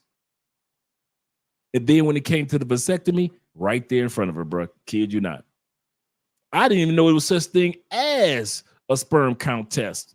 I didn't even know if it was a pregnant exam, an exam for men to prove if you could get a woman pregnant at night. I was planning on going to the doctor's office and go and get the test, the exam, and then go ahead and for my vasectomy, and then bringing the results. And then somebody told, as I was doing my research, CVS, and most of us men don't even know this, CVS and Walgreens carries vasectomy or sperm count tests in CVS and Walgreens, bro. It's right there. There's a box that's like, it looked like a just for me box. Just for me. Like a perm box. Kid you not. And you take a little bit of your semen and you put it on a stick and you wait. You wait just like a woman does. And if you see one line, it's like, hey, you can get a woman pregnant. If you see 2 lines, you can't get a woman pregnant. And I had the 2 lines and I wasn't worried about it. I had the 2 lines. And Andrea like, okay, I've shown you my results. You show me your results. You've proven that you're not lying about your vasectomy. Let's go and do what we need to do, baby. Let's get it in. But the fact that she gave a damn about her body and she cared about my body enough to make sure that I saw her results. That is what it's all about. That's why one of the reasons it was easy for me to go monk mode outside the States, because we both cared enough about each other's body to say, okay, cool. If you say you good, then we good. But a lot of you dudes, y'all don't want to do the results thing. Because A, you might find out about some stuff about you and your sex life. Don't think I was smooth. Hey, don't think when it came to get myself checked out, even though I was getting myself checked out on the regular, I was thinking of Smooth. I was thinking that maybe something lay dormant for like 6 years. Maybe it could have been there. Oh man, I'm getting these tests. Something could have been lying dormant. Gulp. And OVO, obviously it wasn't. But some of you guys don't want to get checked out because you worried that something has been lying dormant for 3 or 4 years that you don't know anything about that's in you. And all of a sudden you find out some truths if you get a test. Can I be real? You need to, y'all ready? Here we go. If you are having sex in the United States on a regular basis, you need to treat her, I hate to say it, and she might be the sweetest woman that you've ever been with. Until you are sure, you need to treat each other as if you already have something. You need to wrap it up as if you already think that she got something. But Andre, she ain't got nothing. You don't know that. You know how many years stuff like dormant in a woman's body? You know how many diseases just sit there? You know how many diseases just sit there reading a book inside a woman's coochies, just sitting there. The disease ain't done nothing, it ain't moved nowhere. And then all of a sudden the disease like, I'm bored. And all of a sudden the disease come popping out of her body. And the next 3-4 dudes that she's with gets the disease that she didn't even notice that was even there in her body. I told y'all educated, highly successful women like nasty, wild dudes, party boys, scammers, like all you dudes that's in motorcycle clubs, all you brothers that ride bikes, talk to me. We're about to do this right now. We have something in the bike world called Real World Bike World. I even came up with a t-shirt line called Real World Bike World. In the motorcycle world, I used to ride a Honda VTX 1100, just in case you guys are wondering what type of bike I rode. Honda VTX 1100, right? You know, when you first get a bike, you get a 650, then you move to 750, and then you be like, man, this 750 and this 650 too damn slow, and then you get you 1100. Some guys got 1400s. In the bike world, it's called Real World Bike World. In the real world, there are women that got a husband. They are happily married, 3 kids, professional, good women. They own 3 motorcycles or 2 bikes or 1 bike, and they're good women. Uriah say you got the 1800. See what I'm talking about? And you in a bike club, or you're not in a club, but you got a bike. You go to bike events like Myrtle Beach Bike Week. You might shoot to your local bike club events. Naptown, Indianapolis got a major bike club event. They got major event in Florida. The same woman that's in real world, that's a faithful, focused school teacher, accountant, business manager, CEO, bruh, Uriah, and all you brothers that ride bikes, am I lying when I say, put a 1 in the comment section after you hear what I say? Am I lying or am I telling the truth? Put a 1 in the comment section if I'm telling the truth. Once she get on that bike and she comes into bike world, she got 5 dicks, 6 dicks that she's sucking that night. Everybody who can run up in her will run up in her. You got dudes that got bike world wives. Like in the real world, she with a real husband. But in the bike world, everybody know that, oh, she was so-and-so. Property, am I lying? Property of. She got the property of jacket on. Am I lying? Am I lying? You know, dude, some of the nastiest stuff that you will see some of the women that are so professional in real life, as soon as they get on that in the bike world, come on, meet and greet, y'all smashing them, ain't y'all? The barbecue, y'all smashing them, ain't y'all? The party at night, y'all smashing them, ain't y'all? that Sunday morning before we ride out and everybody do the trail ride, the fundraiser ride for the guys that laid their bike down and never got their bike back up. In other words, those that have passed on their bike, you do a fundraiser for the family. That ride on Sunday morning before everybody ride out and go back home. You done smash somebody before then. Am I lying?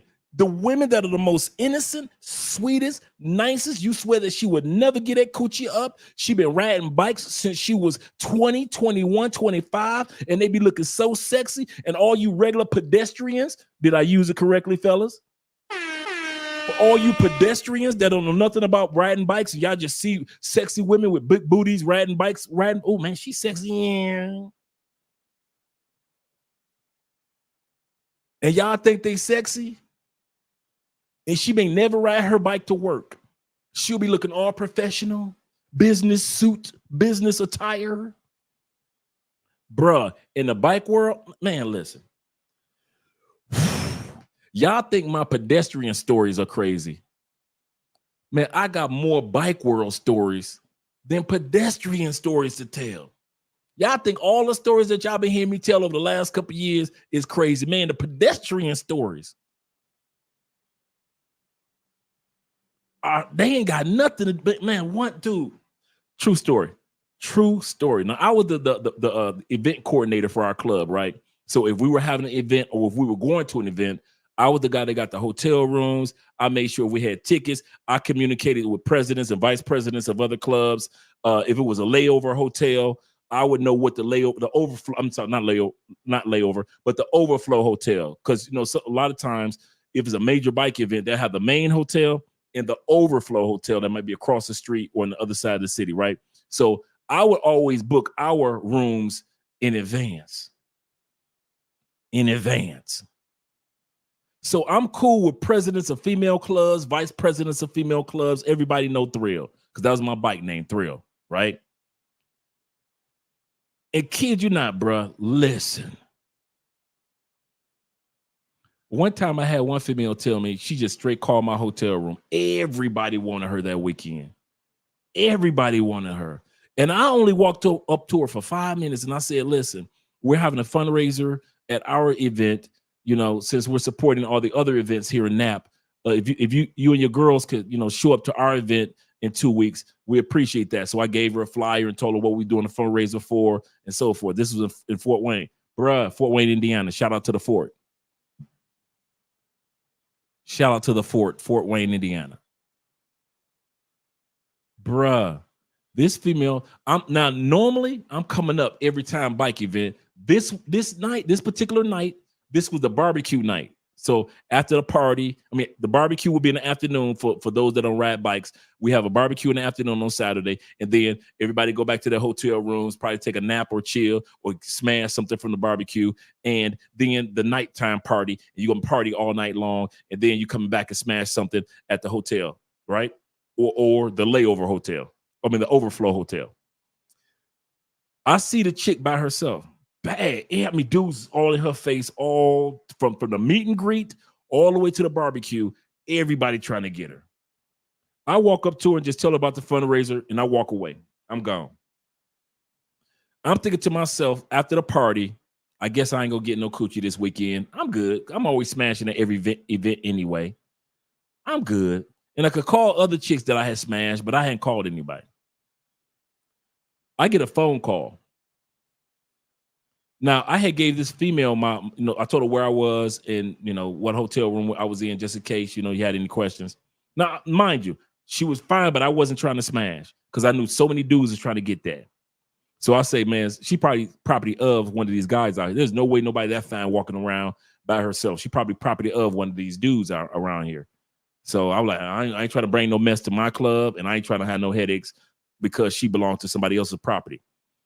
True story.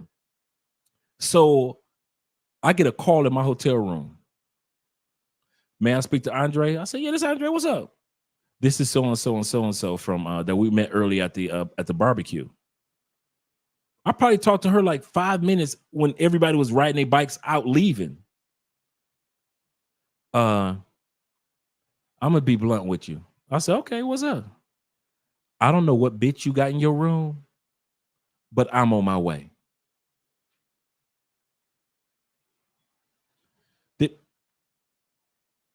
Did I just say that again? I said, I don't know what bitch you got up in there, but Thrill, you need to tell that bitch she got to go. I'm on my way. I'll be in your room in 10 minutes.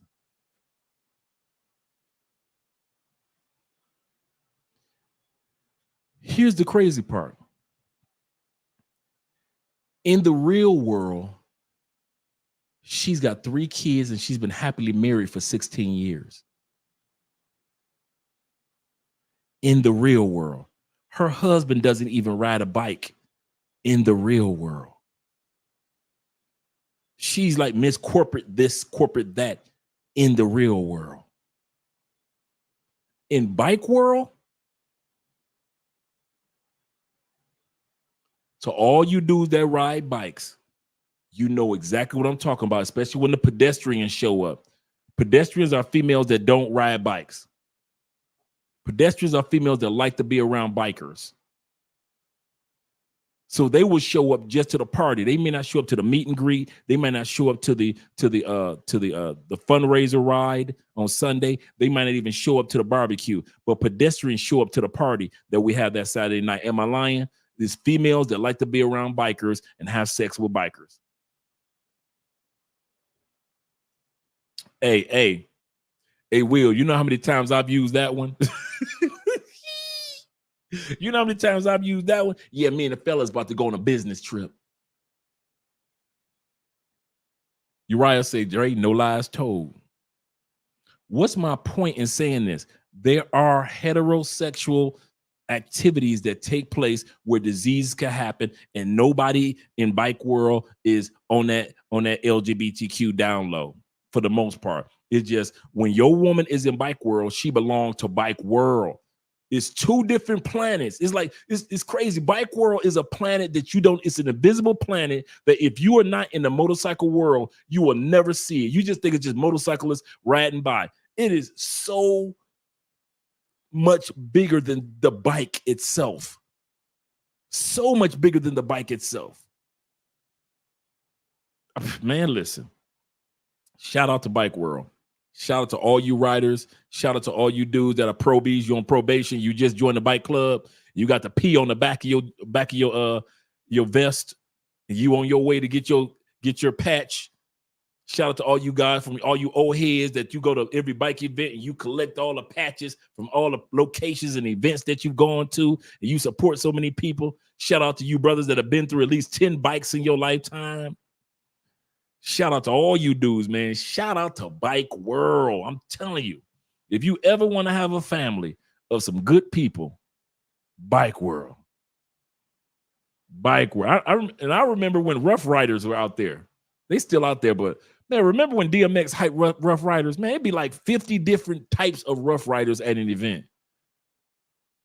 You like Rough Riders in Cincinnati, Rough Riders, Kentucky, Louisville. You got Rough Riders coming from Nap. You got, I'm like, how many Rough Rider groups is it? Yep, it's got its own, it's a world all its own. The politics, the untold inner conflict. Preach. Bike World is its own world. Hey, true story. How come my boy got caught? His Bike World wife and his Real World wife met up, and Real World was strapped. We all sitting in our bike club, having some drinks, chilling, right? Relaxing. All of a sudden, we hear women on the outside yelling. Rule number 1, Bike World and Real World should never mix, blend, bump into each other. It's like 2 planets colliding. That should never happen.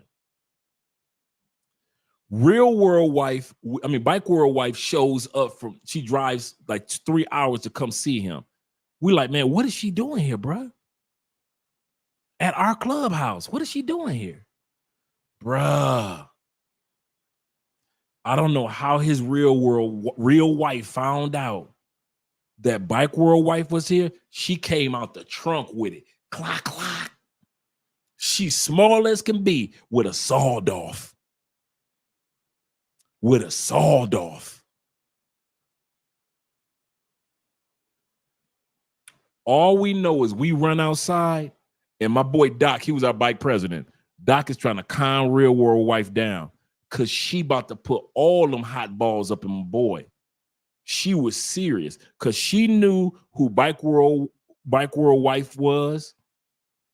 She was tired of it, and she found out like it's one thing for Bike World to send you. I mean, for Bike World wife to meet you at these bike events, cool. A lot of wives and girlfriends like what I don't see, I can't prove. But for this female to be in her city, she like for her to disrespect me as a Real World wife and come to the city where my husband and my Real World kids live. Oh, hell no. Slot. I was like, damn. I say, first of all, dude, you do realize that having a sawed off is that doesn't matter right now. so man, Doc calmed her down, you know, because her and Doc were friends. Our president, they go back to friends back in high school. So my man couldn't calm his own wife down. He was dead. He was dead in the water if he said anything. So Doc was like, listen, let's talk. Just talk to me. You ain't got to talk to him. He's stupid. He's stupid. Don't even look over there with her. Look at me. Look at me. And Doc had to like calm the Real World wife down. He was only in that city. My man, true story. He was only in that city with his family one more week. The wife made him move to the other side of the country with him and his family in a week. She was like, if you still want to be with me, you got 1 week to get us out of this city and out of this side of the country. And they moved literally not to another country in the Midwest, to a totally different side. I don't know if they moved to California or to Texas, but she made him move. You're not going to disrespect me and have your Bike World wife here in the real world. Uriah says that happened to he said my best friend had happened. He went to an event with his bike wife, ran into his real wife, later found out his wife, meaning real wife, was property of somewhere or someone else the whole time. Oh.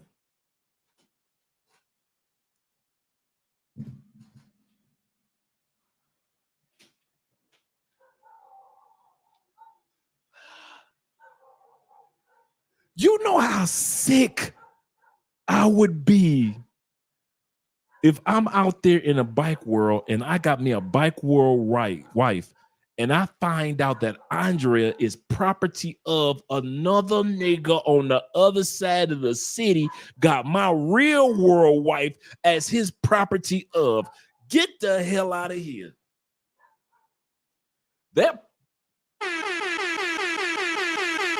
That story was crazier than my story. Damn.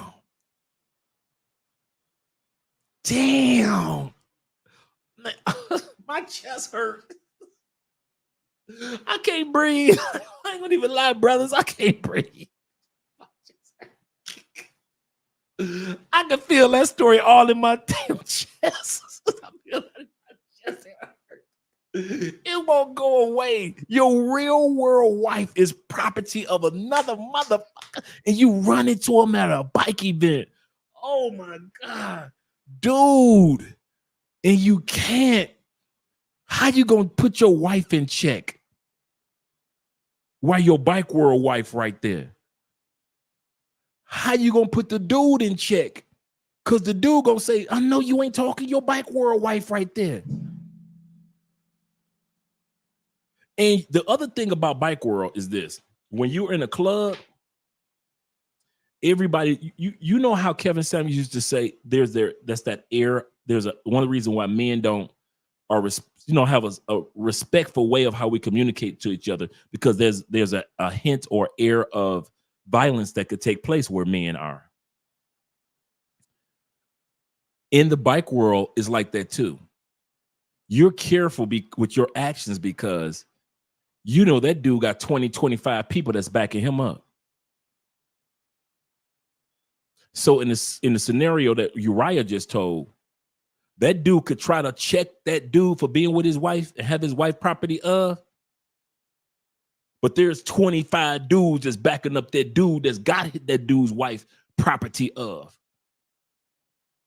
So a lot of times dudes just sit back and just let stuff slide, unless, every once in a while you see altercations. But for the most part, everybody's kind of respectful in bike world. Like if you know that female is property of, you don't run up in her face. You ain't all up in her face like that. And I'm like I said, I was cool with a lot of female bike club wives. I mean, not VPs of females and the presidents of female bike clubs. But I never hollered at them because I don't know who they were property of. He said, Andre, he said, I need an outro after that story this week.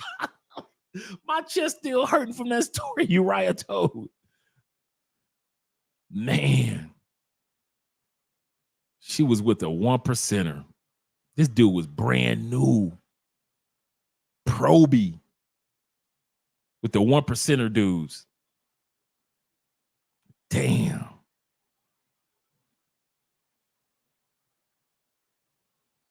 Man, I ain't gonna even lie, man. Y'all really see me speechless. I need a drink. I need a drink. God dang. You sitting up there just kiki cat laughing, got your property of wife that you've been with for like 2 or 3 years. Because a lot of times you guys don't realize in the bike world, these relationships go a long. Am I lying, fellas? Come on.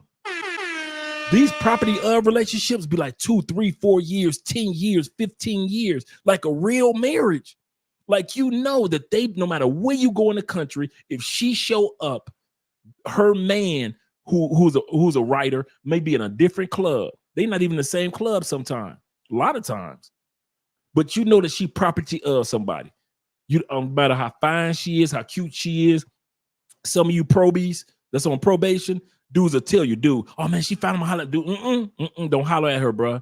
Why? Man, she property of somebody else, bro. Yeah, Uriah said 15 years. I've seen 15 years. I've seen something that's like 10 years myself. So these bike world relationships are like real relationships. Like, do not fuck around. Like, I will be cool with bike world wives because I was cool with bike world husbands or the other club presidents or whatever it may be. Because I was cool with everybody. Like I said, I was the event coordinator. So I was cool with all the other event coordinators, male presidents, female presidents, vice presidents, event coordinators, treasurers of other clubs. I was always cool with all them. And so it was never a problem with me. But dude, God dang, to find out and see your wife is property of another motherfucker. Ooh, yeah. For those of you that's never been in the bike world, y'all do not realize how serious that statement is. It's like finding out your wife is cheating and you can't do shit about it. It's literally like finding out somebody's cheating with a dude that's got 25 to 30 dudes that's backing up the fact that you can't do shit about it because you cheating too. See, in the real world, you could check your wife and talk that shit to your wife and all. Not in the bike world. You better believe, I bet you he didn't run up on his wife. What you doing? Nigga, what you doing? That's the best that probably happened. I bet you no. Man, listen, bruh. Ooh. My point is, there's a lot of diseases out there running around bike world too. Yes, it is. Like Houston. Yes, it is.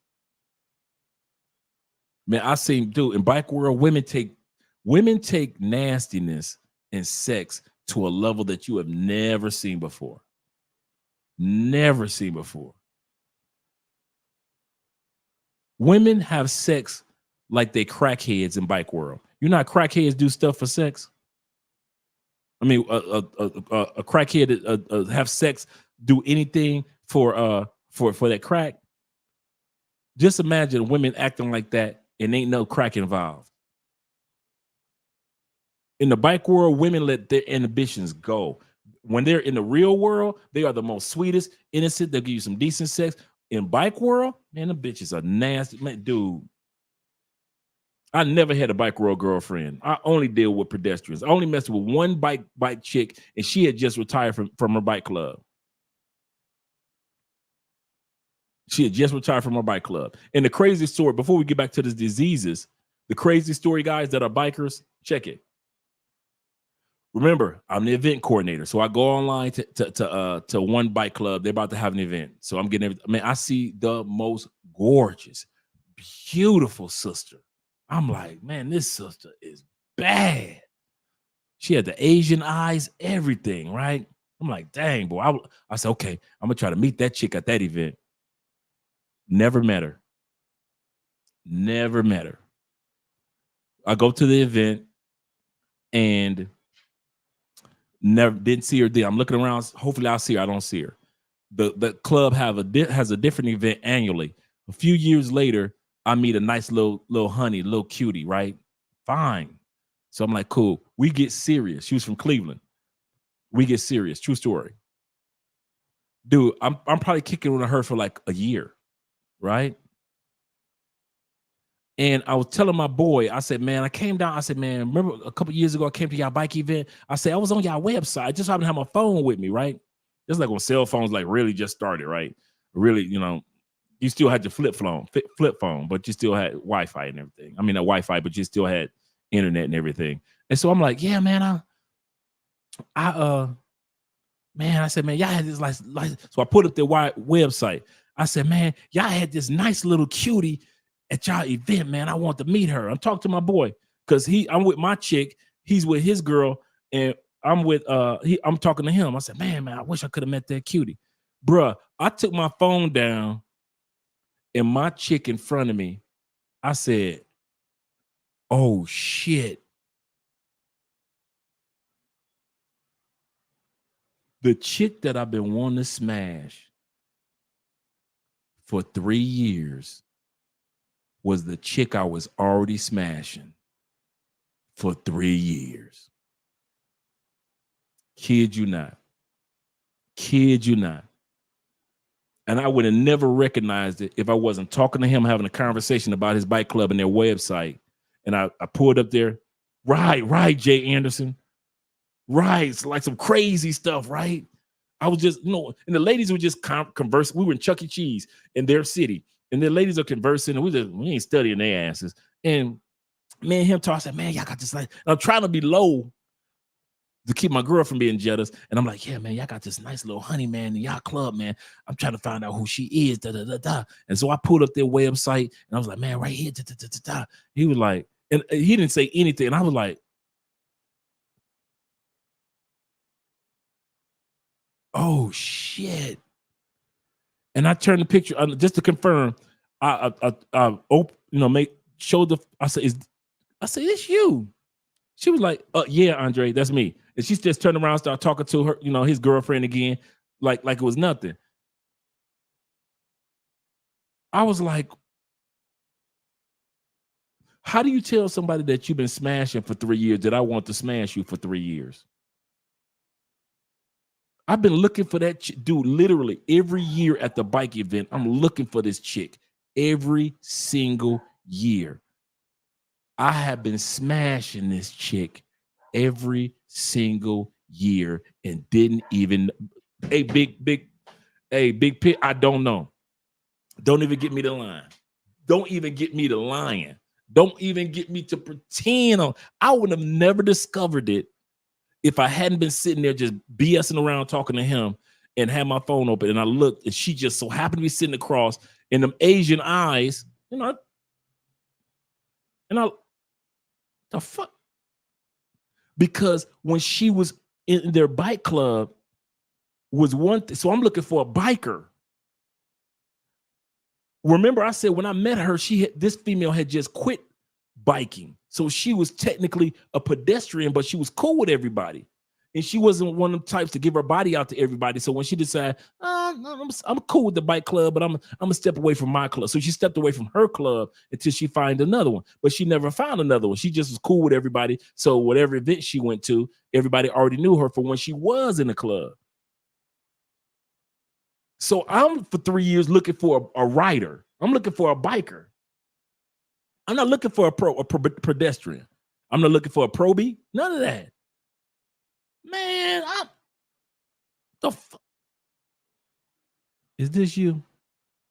And she just so nonchalant because she didn't know what I was talking about. Andre, yeah, that's me. What's your point? And she just turned right around, kept on talking to the chick. And I'm like, and I told him the story I just told you. I said, dude, you know how many years I've been looking for this woman in y'all club? He was like, what the hell are you talking about, Dre? And so when we finally got away from the ladies, I say, and I told him the exact story I told y'all. I say, dude, I say, you guys had an event. I say, I'm getting a hotel room set up for y'all to come to y'all event for my bike club. I say, so I go to y'all website. I see this gorgeous sister. And I'm like, man, I need to meet her. I got to meet her. And bro, the whole time, the chick that I've been fantasizing to smash at each bike event when I come to you guys, I have been smashing for 3 fucking years. True story. That's probably one of my wildest stories that I ever had in my life. True story. He said, we got the exact same phone, same case. Shout out to you, Sean. Yes, sir. Gotta have that case, the waterproof. Yes, sir. Yeah, man. He said, you right about bike scene in Cincy. Yes, sir. In Cincy. He said, I know a few people that are, man, Cincy bike club events, man, they be off the chain. Shout out to Cincy. I ain't gonna even lie. Cincy be having some nice events because you got the dudes coming down from Daytona. I mean, coming down from Dayton. You got them Cleveland boys coming down I-75. You got those of us that are coming from Nap, from I-69. Come on, I-69 coming straight from Indianapolis, from Fort Wayne. Them Kentucky boys coming up from Louisville, Kentucky, from Lexington, Kentucky. So Cincinnati is right there. And you got all these bike clubs that's kind of converge in the Midwest right there. He said, I need a refill on that one, Dre. So do I. So do I, man. I kid you not. I'm like, man, I couldn't believe it. She was the first woman that ever told me, Andre, you can't call everybody a bitch in bed. Because I remember I told you one of the first women I ever been with, she was the one that told me, slap her, choke her, and not call her a bitch. And she orgasmed, right?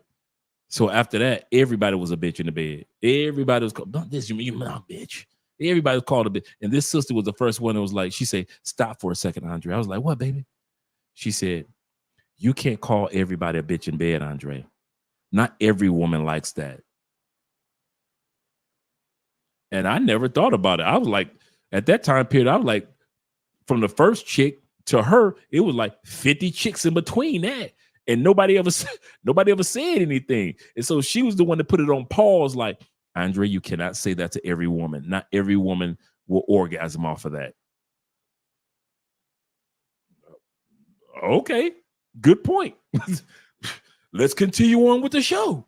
You know, that type of thing. But what's our point? What's my point? Uriah point and all these other brothers' points. My man, Big Pit point. Yes, guys, you got to wrap it up. You got to be careful because there are diseases that are running rampant. And the ones that you guys think that are the most innocent, that's why we're talking about Bike World. The ones that you think that are most innocent, brother, I'm telling you, they are the nastiest, freakiest, wildest, whether it be in car world, all you guys that are car collectors and you guys got your car clubs, you guys can attest to the same stories that I'm talking about. The women that are just the sweetest wives and girlfriends that you ever met.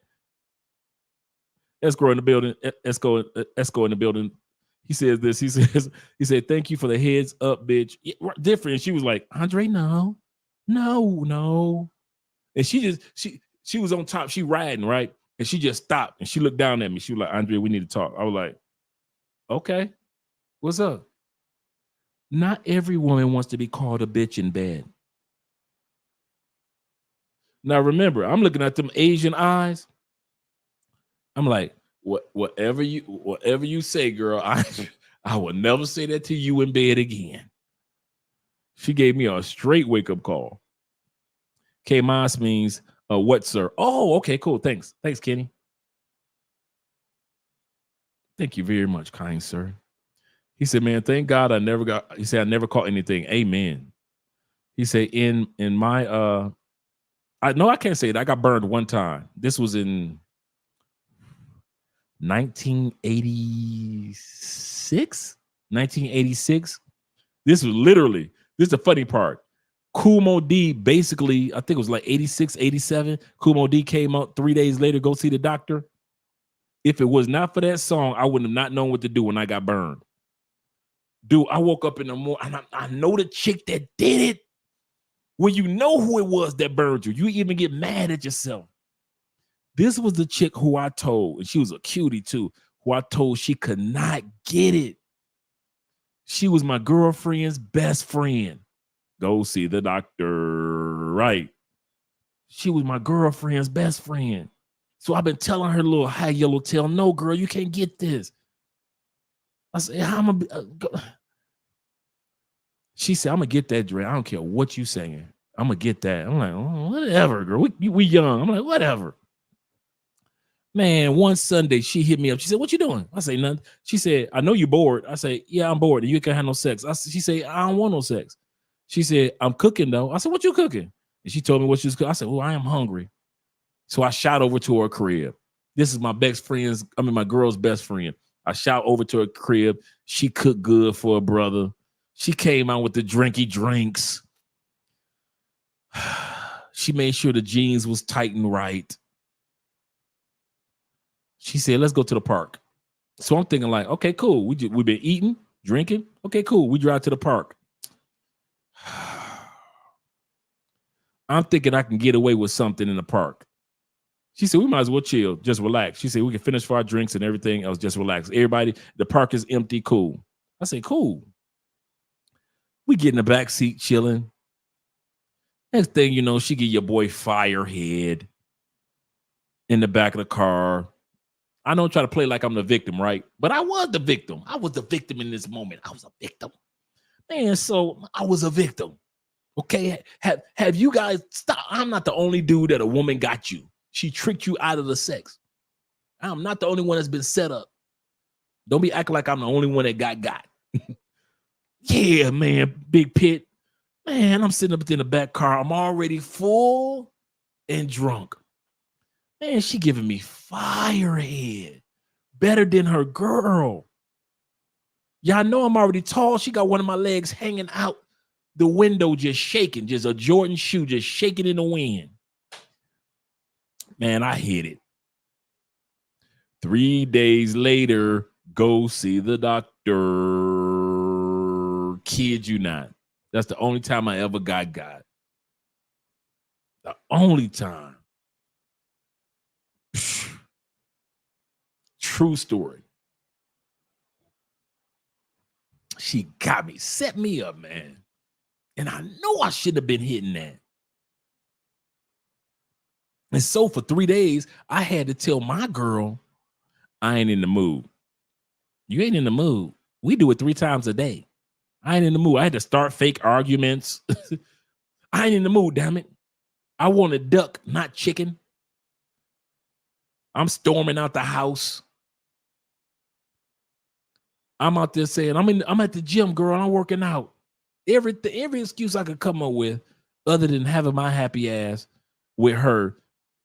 I mean, we all in our 20s, right? Late teens. So your testosterone is going. Man, I had to pretend and lie and all type of stuff till the medication kicked in. Then I went back, got a checkup. Doc said, okay, you good. Then I started beating, my girl breaks in. But the whole time, her girl was looking like, no matter what you say from now on, I got you. I got you, Andre. I don't care what you do with her. I got you. And I'm going to get you again.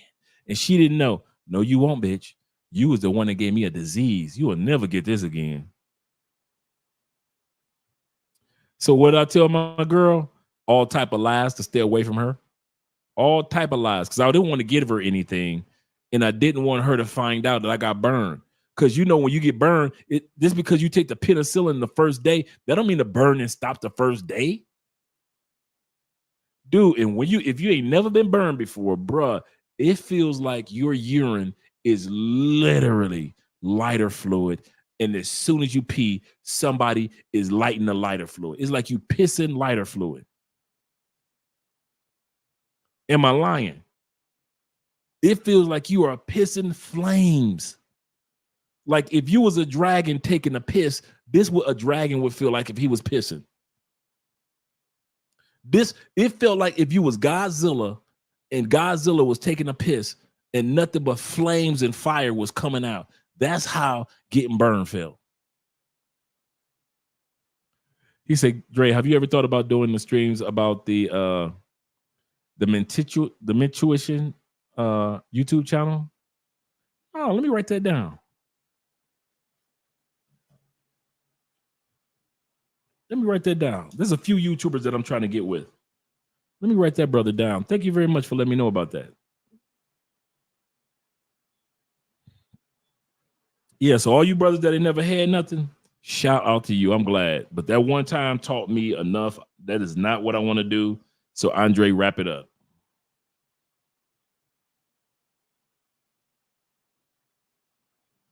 Yeah, I'm going to check them out and then send them. I'm going to tell you guys about an interview I got scheduled for this Tuesday. You guys know we don't do live streams on Tuesday that often, but we're going to be doing one this Tuesday.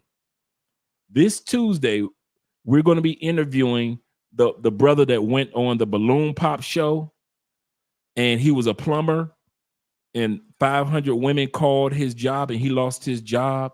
And then his ex-girlfriend started putting videos out on him. He was on MTR Tonight. The brother that was on the Balloon Pop show, he and I had a long talk yesterday. We had a long talk yesterday. All right, Mr. Anderson, I'm going to check him out. As soon as we get done with the live stream, I'm going to check him out tonight. Let me plug my phone up so I can definitely make sure I can check him out tonight.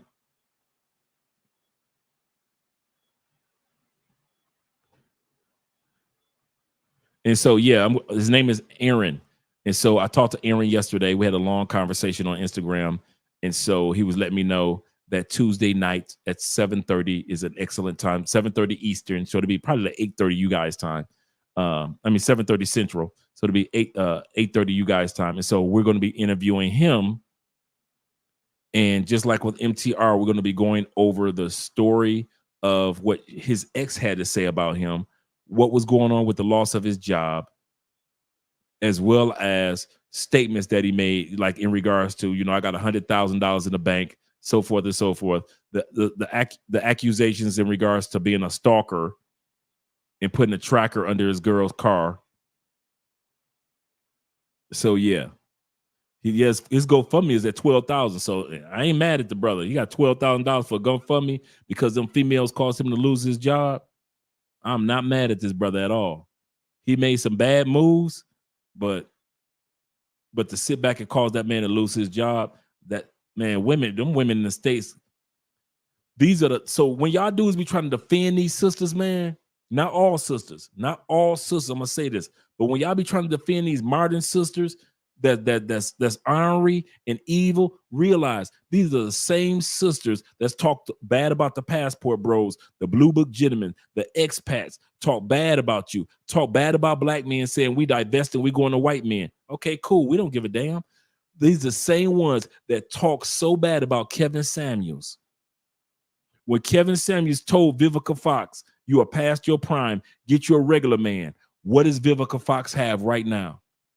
When he told Kendra G, you are past your prime, get you a regular man. Who is Kendra G dating right now? A regular ass everyday dude like me and you. He look regular, he act regular. He seemed like he a good dude, but he just a regular everyday dude like the rest of us. But when Kevin Samuels told these women, you are already past your prime. When Kevin passed on, these same demonic women were the same ones that tore him down, and those are the same ones that called that man job and got him fired. And this is not the first time that this happened. This happened, I think it was last year, a couple years ago, with a white dude. He was on something happened on YouTube, went viral, and these females called his job so much, and the white dude got fired. But y'all the same ones that don't want to defend y'all American woman.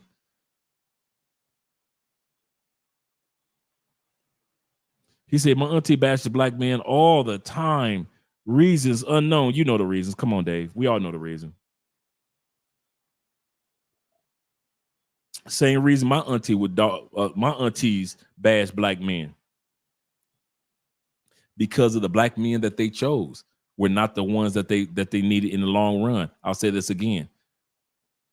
My aunties bash black men because of the decisions of black men that they chose in their younger years and in their mid years. And now that all of them are single and older, ain't none of you black men shit. I ain't shit, ain't none of y'all shit. Because they chose for years ain't shit dudes, and now they blame every black man for the decisions that they made, whether my aunties were married or they was the sad chick. I got my Uncle Jeffrey, he's got 5 sisters. Ain't none of their ass married, and they all bitter. I think maybe no, none of them. The only one that was married was Bernice, my oldest auntie. She's heavy into the church, and her husband passed on. Bernice she's always been a sweetheart, traditional woman. Once again, traditional woman. Never was a modern woman at all. My mom and all the rest of the sisters, bitter to the end.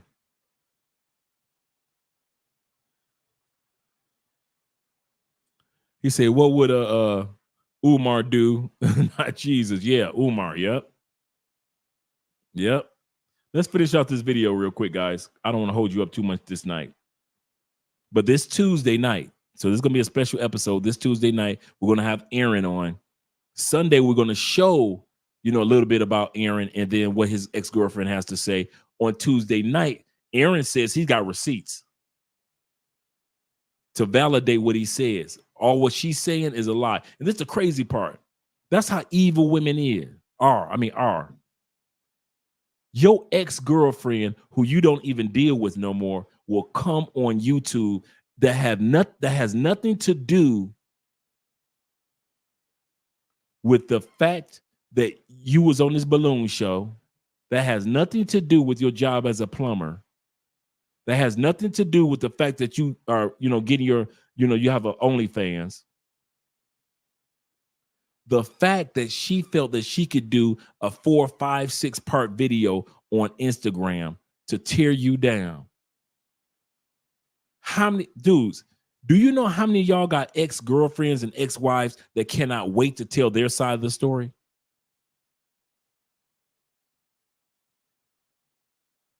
Do you know that there are women there are women in the wings that if they found out that I was happily married outside the States, they could not wait to tear your boy down. But here's the difference between me and a lot of other dudes. And Andre knows this about me too. The reason why I don't worry about exes coming back and haunting me, because I never go back to exes. Say that again. The reason why I never worry about exes haunting me, because I never go back to haunt exes. Some of you dudes, the relationship is over. It's done. She's moving on. You moving on. Here you come with a dick in your hand 3 months later, and you know she gonna take that dick because she ain't had no dick in 3 months. So now she got feelings again.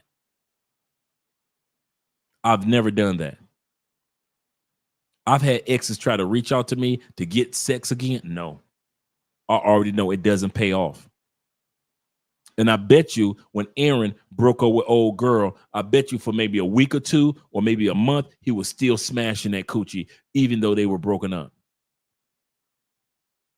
A female ain't gonna do no bitter stuff for no reason at all. She either missed that sex or you were still going over there and sexing her, even though y'all technically broke up. So me, I've never been a go back artist. Technically, I'm a cut off artist. If you want to say anything, I am a cut off artist. I will cut off. And my mother said, like I said, it's in the past. My mother says that you're the only man I've ever met that could be deeply in love with a woman for years. And the day y'all break up, you walk around as if you never met her. And she's right. I've always been like that. I've always been wired like that. That's that Libra. I give you everything. When I'm done, you get nothing. I don't miss you. I don't cry over you. I have memories about you, of course, but I don't get back. I don't care how good the sex were. No woman can say, Andre came back and got this. Not a one. I'm talking about the best of the best, the freakiest of the freakiest. Not a one can say, yeah, he came back and kept coming back. He was texting me and he couldn't let me go. No.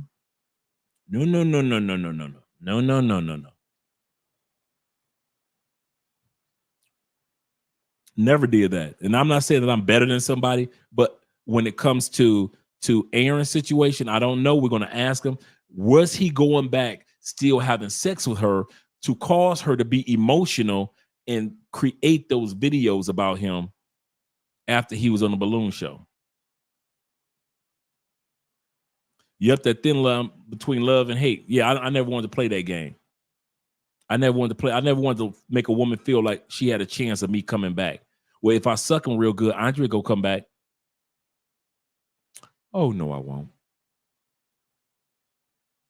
I never was that dude. Never, ever, ever, ever. Shout out to you guys with the super chats. Let me go back to, let's see. Oh, Will says this. He said, as I date chicks, he said, I date when was the last time you had your pap smear. As a female about her pap smear. You will be disappointed of how many women don't take care. Man. Because that's a good point. Because in the Black community, we automatically assume, in all the communities, we always assume that women get what we call the annual jack up. Like to jack them up like a car and get their bodies checked out. You would think that. So I automatically assume that most sisters get the annual jack up. Like it's nothing. But we're coming to find out from guys like Will and then Austin Holloman saying, their pH balance is off. Yeah. Shout out to Uriah. Uriah says this. He said, do you know that some women say that the condom sex doesn't count? Shit. Condom sex don't count in the name of Jesus. I'm still a born-again virgin. Girl, please. If your coochie wide enough to where I need to tie a 2x4 to my back to keep from falling in, yeah, your condom sex is real sex, girl. If I bust a nut and the condom slip off because your coochie is so wide, it don't even grip the condom when I bust, yeah, your coochie blew out. If I sit back and I can echo my voice while eating your coochie, yeah, your coochie blew out. If I could sit back and I could tell your coochie has been sharing itself, like he didn't have some, I didn't have some, they had some in the last week. Yeah, sister, your coochie blew out. So whether it's condoms or not, your coochie blew out, girl. So all that lie you try to tell yourself, it's not real sex. If I can put my whole hand in there, close it, and pull it out without my fist getting wet, your coochie blew out. It blew out. Shout out to Samaja in the building. He says this. He said, I've been on monk mode for 2.5 years. Shout out to you, brother. He said, I have a girl in Ecuador. See what I'm saying? Focus on in the States. Focus on your money and your grind and everything, your spiritualization. Get your mind right and everything. He said, I got a girl in Ecuador, boom, that I have been with for 2 years, and I'm going there in July. That's all you got to do. Keep up on your trips there. You guys live in an era of, I was about to grab my cell phone, but it's over there. You live in an era of FaceTime now.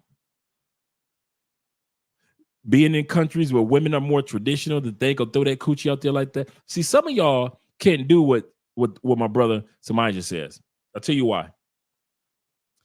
See, y'all would try to take a pay for play and bring that story to life. Y'all think I'm stupid, right? Y'all really think I'm stupid. Y'all will come to Colombia, Medellin. Hey, Samaja, they'll come to Colombia, get with a 304, knowing she a 304, knowing you met her at the club. You ain't meet her on no job. You ain't meet her coming from school. You ain't met her trying to accomplish nothing. You ain't met her just a regular, everyday runaway, a young lady. You met her at the club, popping booty while you was popping bottles. And check this out, Samaja. They were literally trying to write your story with the 304. Yeah, I got a woman in Ecuador, and I got a woman in DR, and I got a woman in Brazil, and I got a woman in Colombia, and we've been together 2 years. And we'll try to sell it. Come on, let's be real. If we at the barbershop, let's be at the barbershop. You guys try to sell it as if you doing what Samaja is doing. You doing what Andrea has been doing. And you know that female that you're trying to bring that fantasy to life with ain't nothing but a hoe. You know it. I know it. Everybody on WhatsApp, when they see the photo of her, she's a hoe. Does he not notice that he just posted a photo on WhatsApp of a hoe? Bro, he don't know that we all do. Put a 1 in the comment section. I put my own one. Put a 1 in the comment section if you have smashed a chick that a dude posts in WhatsApp as if she was somebody special and you know you smashed her. That happened to me twice.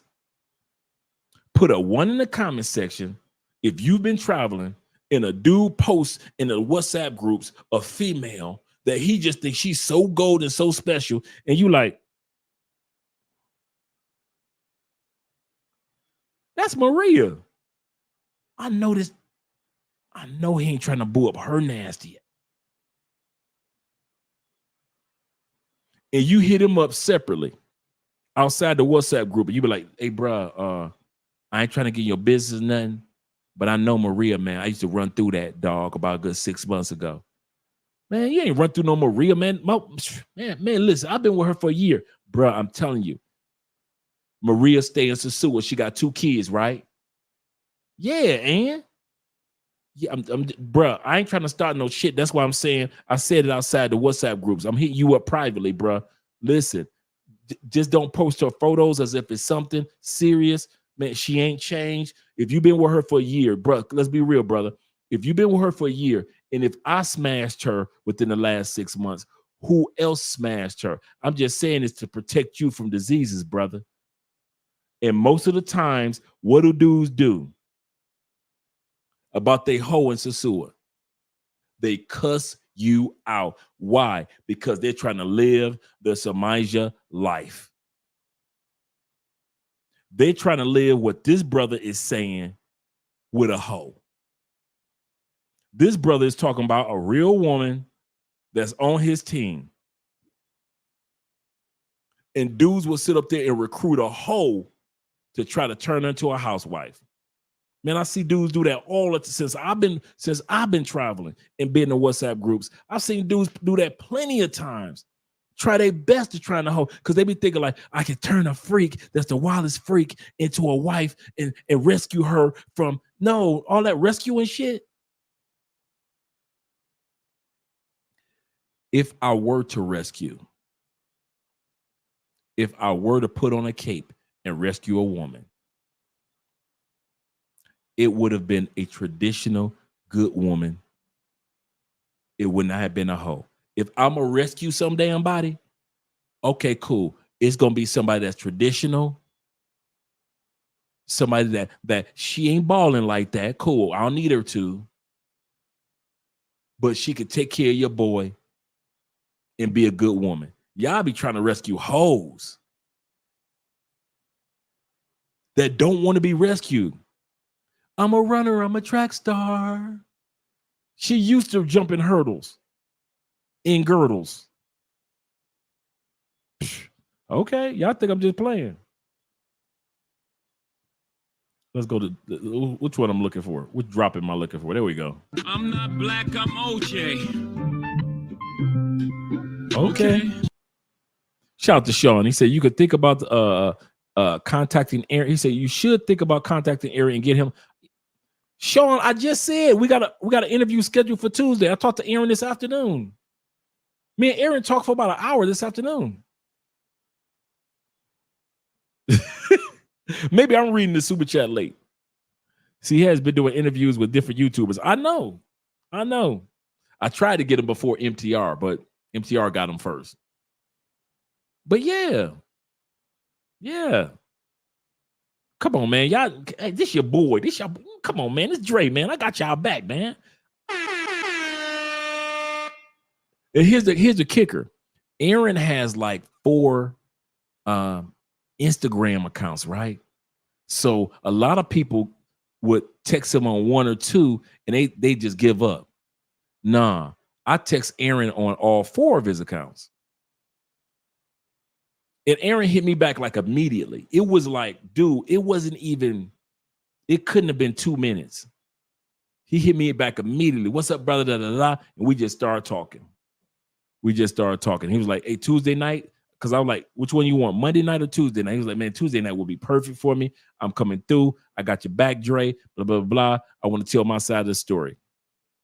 And he wants to talk about his T-shirt line and all the other things that he's got coming down the turnpike, including, his plumbing career. Yeah, I got you, Sean. I got your back, baby. I got your back. Shout out to Sean. Yeah.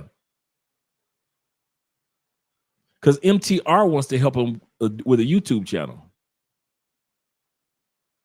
Yeah, he wants to start a YouTube channel. He said, send an email. I'm dipping the conversation. I remember Andre saying that he and Andrea, his wife, were going in December November, December. Oh, for you guys that don't know, we're doing South America this year. We were going to go Europe this year, but we decided to do Peru, Argentina, and Brazil. First time we're doing Brazil together. So we're going to do that December through the whole month of November and parts of December. Ecuador is ninja free. I've been hearing good things about Ecuador. Everyone is in Colombia right now. I kid you not, I've been hearing some really good things about Ecuador. So I ain't gonna even lie to you. Let's finish off the brother video. We haven't even finished our video yet. Let's finish off the video. We're in the last part. Very inexpensive at-home kit if you trust them. I've seen them around the way. But ladies, somehow I know it's going to be the man's fault. And men, you are responsible just as well as women. You're responsible, ladies, for who you allow in your womb, fellas. You're responsible for who you sleep with also and who you give the D to. Anyway, let me know you guys' thoughts on this whole thing. 128% and the other one was 844% for congenital. Man, comment below. Like, share, comment, and subscribe. Hit me up on Linktree to book a one-on-one with yours truly. Purchase all my books, merch, t-shirts. Helps us support the channel. Follow me on Facebook, Instagram, and TikTok. With that being said, much blessings and abundance. Stick around for the next video that's going to pop up. Make sure you guys subscribe to JR Wisdom. Real simple. JR Wisdom. This brother's at like a 274,000, I think, subscribers. We're doing reaction videos, man. Your channel blows up fast. I can easily say that those reaction guys blow up fast. And so shout out to those reaction video brothers that are out there. The glow in the dark brother. Yes, sir. Shout out to him. We're going to do real quick, if you guys got a few minutes. This is the video that he did about syphilis in Atlanta, the outbreak. Had a great time. They partied, ate, drank, hookah, yada, yada, yada. A few days ago, my friend Ava gets an outbreak on her mouth, and she didn't really see it as a big deal. She didn't know what it was until the next day. She sends me a picture of how worse it got, and I told her that it looked like... In an area where I work, there has been an outbreak sharing hookah devices. We're seeing oral lesions on the lips, within the mouth. So in Atlanta, for those of you that smoke hookah, and you share that instead of just having your own little, because you know hookah got the tip. You know, so you got if you doing a hookah, but you got your own tip. But if you sharing the tip with other hookah smoke with other people instead of just having your... Yeah. Let's get back to the sister. Descending down the throat. We're seeing oral lesions on the lips, within the mouth, descending down the throat. Wow. It's God's the beat maker. And I don't know. I will put a light in the sky Shout out for the to G's JR. that done turn memory from I gotta get JR on the show, man. Blessings we send to the I gotta ghetto get youth, JR them on way I the pay show. the And you're a party girl, or you like to club, or you like to hookah, listen to this story because this could change your life. So a couple of weeks ago, a few of my friends hit me up and wanted to go club hopping, but unfortunately I couldn't go because I had just started a new job. They went without me, they had a great time, they partied, ate, drank, hookah, yada, yada, yada. You know the drill. By the way, if you're wondering why my face looks white, it's sunscreen. Making coffee fans. Correct. A few days ago, my friend Ava gets an outbreak on her mouth, and she didn't really see it as a big deal. She didn't know what it was until the next day. She sends me a picture of how worse it got, and I told her that it looked like herpes. Even I was second guessing myself as to whether it would be herpes because we don't sleep around. We're all single. We're all celibate, waiting for the right person to come around, focused on school, just, you know, minding our business. So me and a couple of the other girls tell her to go get checked out. Before her appointment to get checked out, another one of my friends that was with Ava that night, let's just call her Ava, outbreak on her mouth area. She took a picture, posted it in the group chat, and another one of the girls that was there that night had like a large bump beside her lip, but it didn't grow out to be an outbreak yet. Like, I know what herpes looks like. So when I saw it, I like almost knew for a fact it was herpes, but it was the fact that none of them had ever talked about kissing anyone new.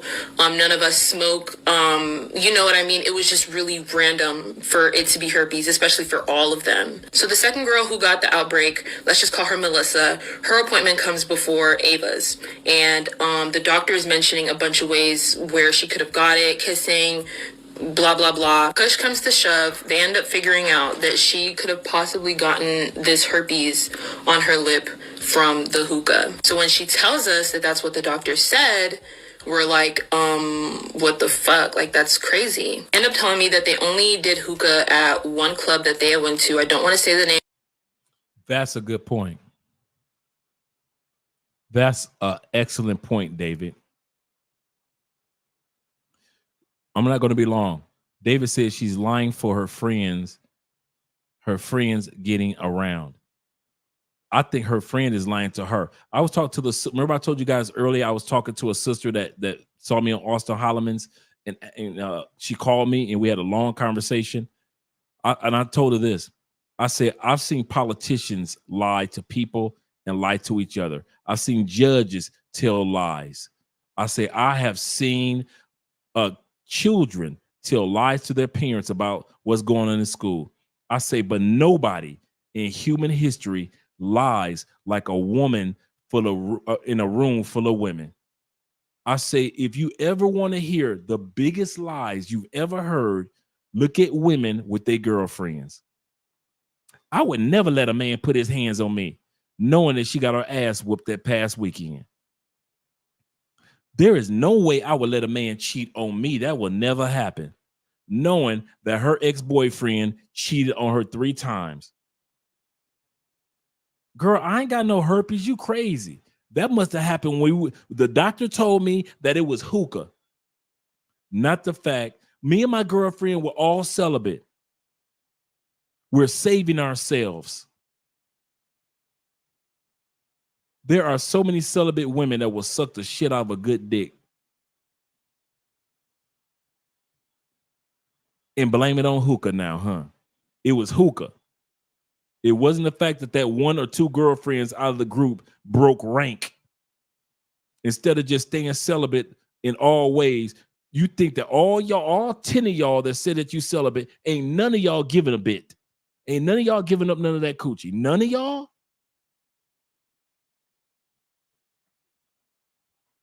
Okay.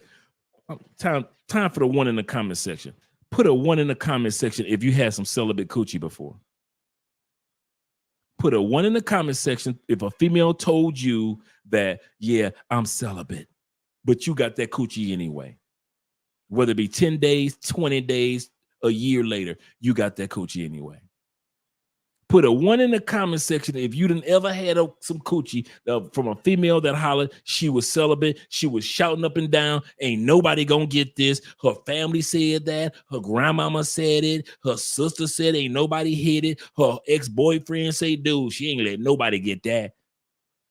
You know how many celibate stories I got?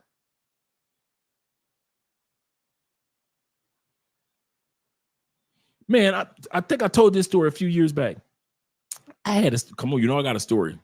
I had a chick that said that she was celibate, and she was celibate, church girl. She was celibate for 8 years.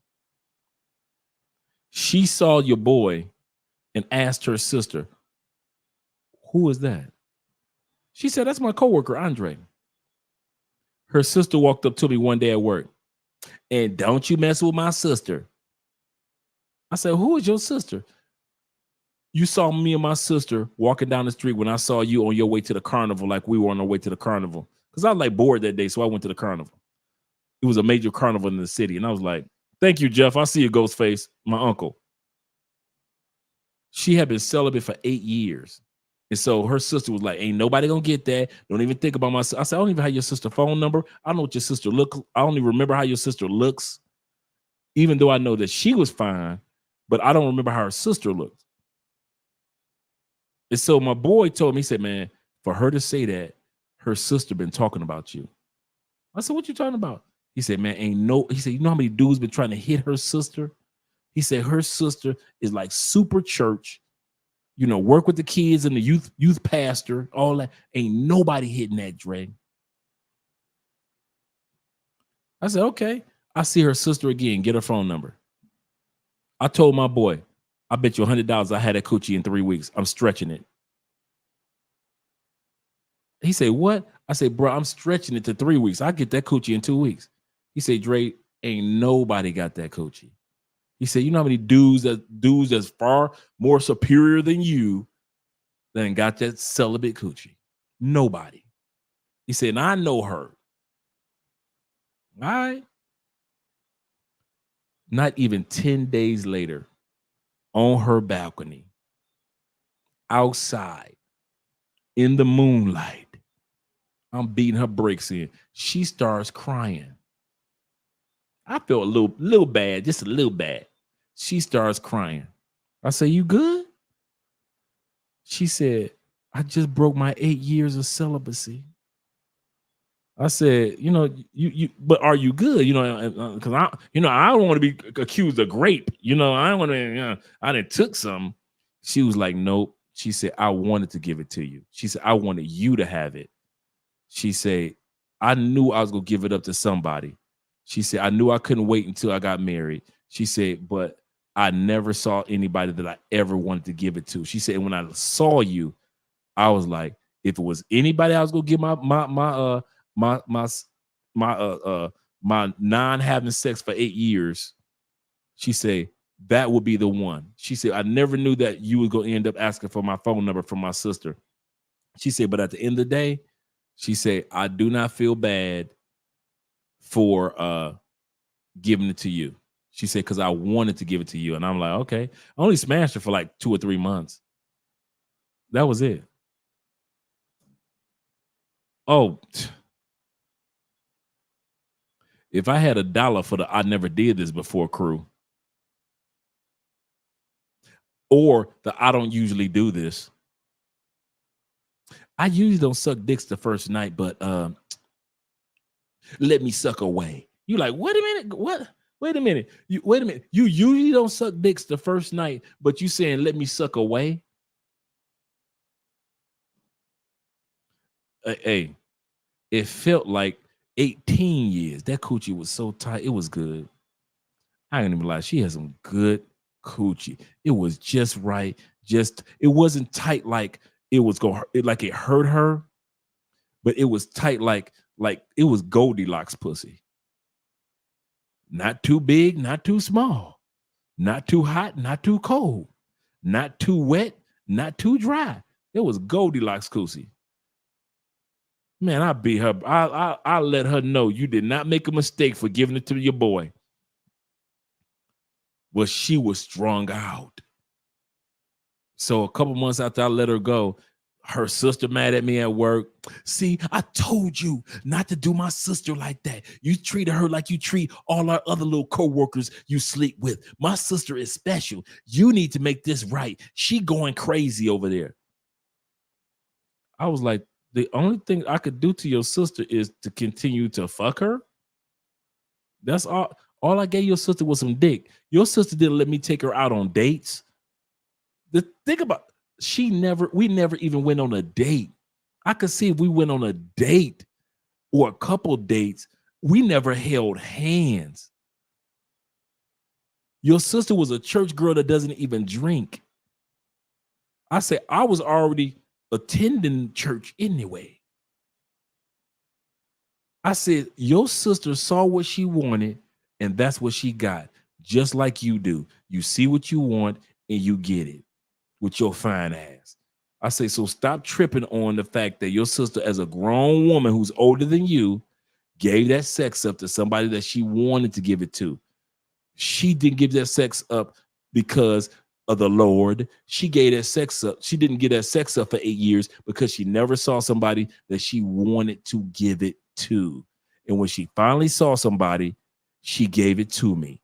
So if you mad at anybody, you need to scamper your ass over to your sisters after work and ask her, why did you give it to Andre, delicious looking ass? Because that's how your sister looked at me when we first met at the carnival. She looked at me like I was deliciousness. So let's be real about it. Yeah, she had the gorilla grip. I had to give it to her. That was one of them where you just look down while you just stroking, you just looking at it going in and out. You like, dang.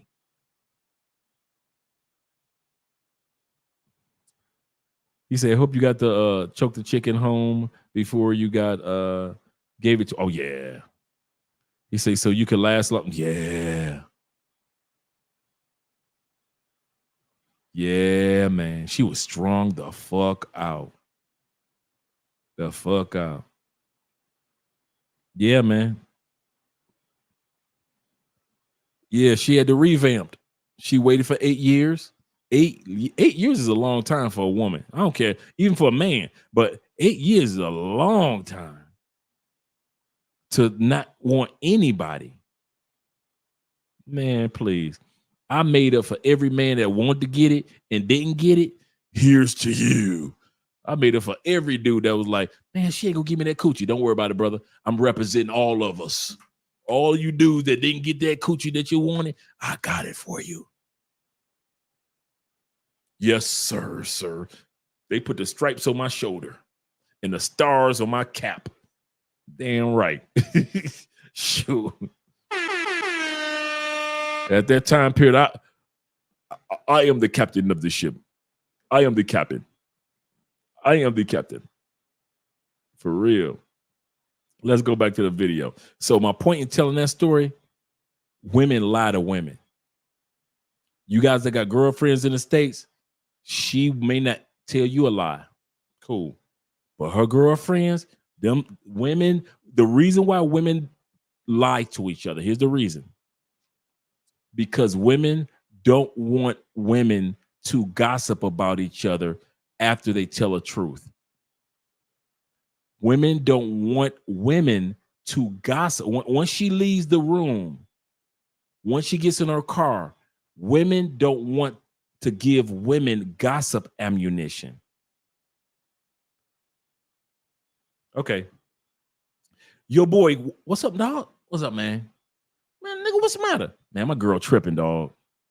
You see we ain't got no problem with telling us an issue? Man, how she tripping? Man, listen.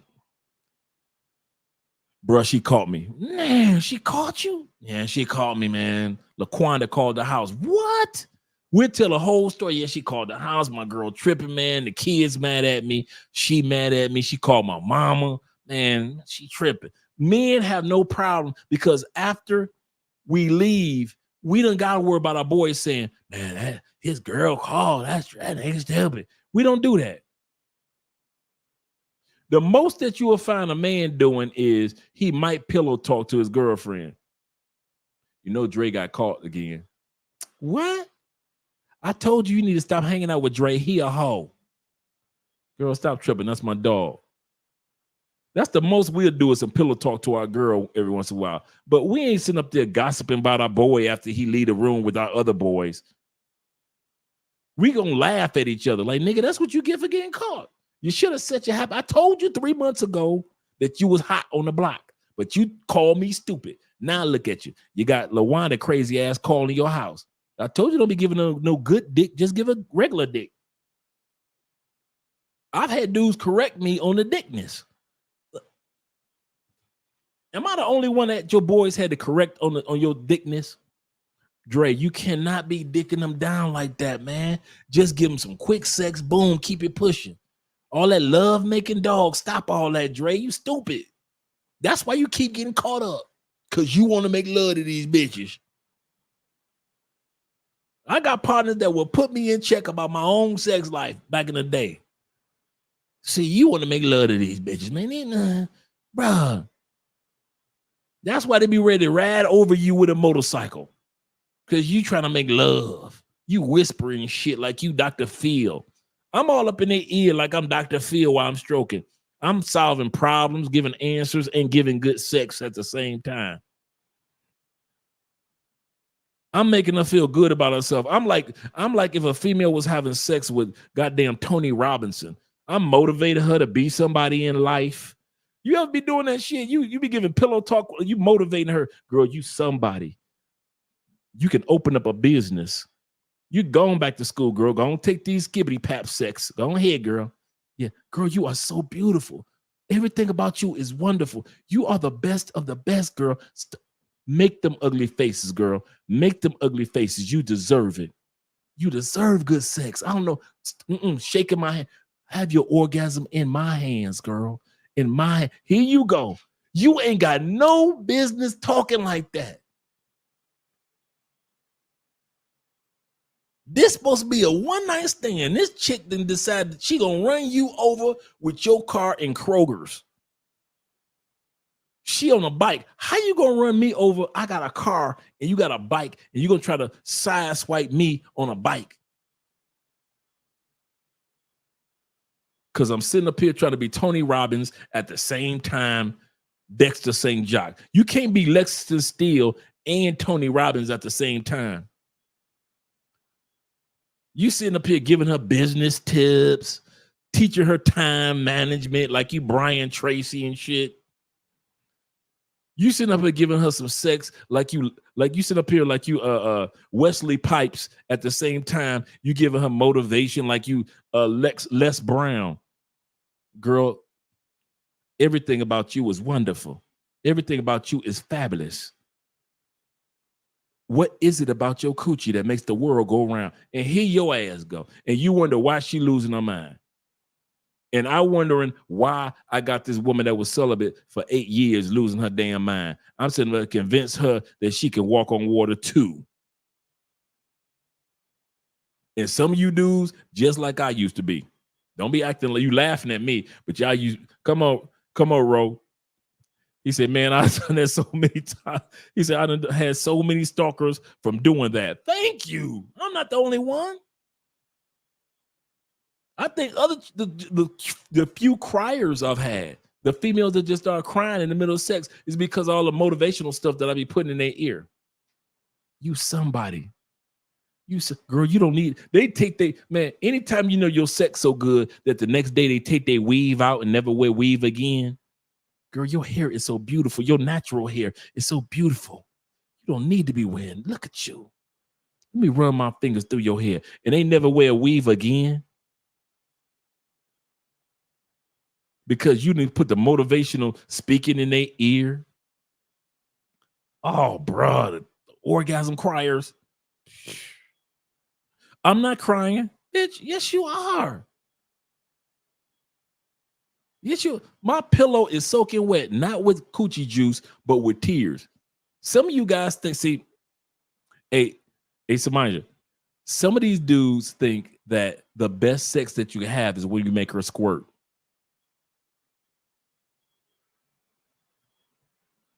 The best is when you make her cry in the middle of an orgasm.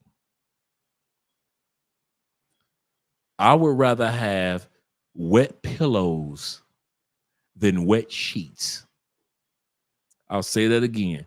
I would rather a woman that had a wet pillow because them tears are flowing down into the pillow than her squirting and having wet sheets.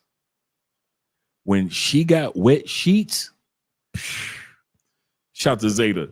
When she got wet sheets, cool.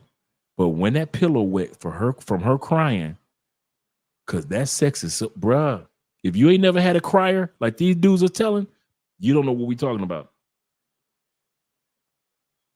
Man, when them eyes get glazing like Krispy Kreme donuts, and she know if I blink, he gonna remind me of these tears from years to come, for years to come. And all of a sudden they blink, bam. And all of a sudden tears from her eyes being glazed up like Krispy Kreme donuts, all them tears just start running down. And don't let her be a real crier. Like cry.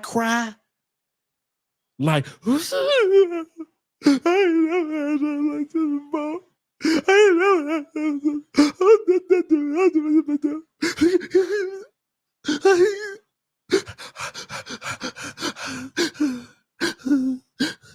Man, them real criers. You just be standing there the next morning, still standing there for 6 hours in front of the front door after you let her go home. You still stand, sun then came up, kids going to school. You looking at kids walking by, going to school. You seeing people getting in their cars, going to work. You still standing there in your doorway after you let her go home. You still standing there like this. For truth, justice, and the American way. 6 hours later, you late for work because you still standing there in your doorway like this.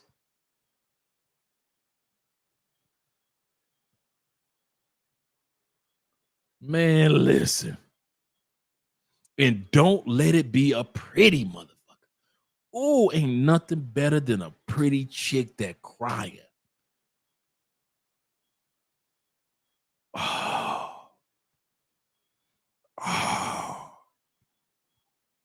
One of them green, oh man, I had one that had the greenest eyes and she started crying.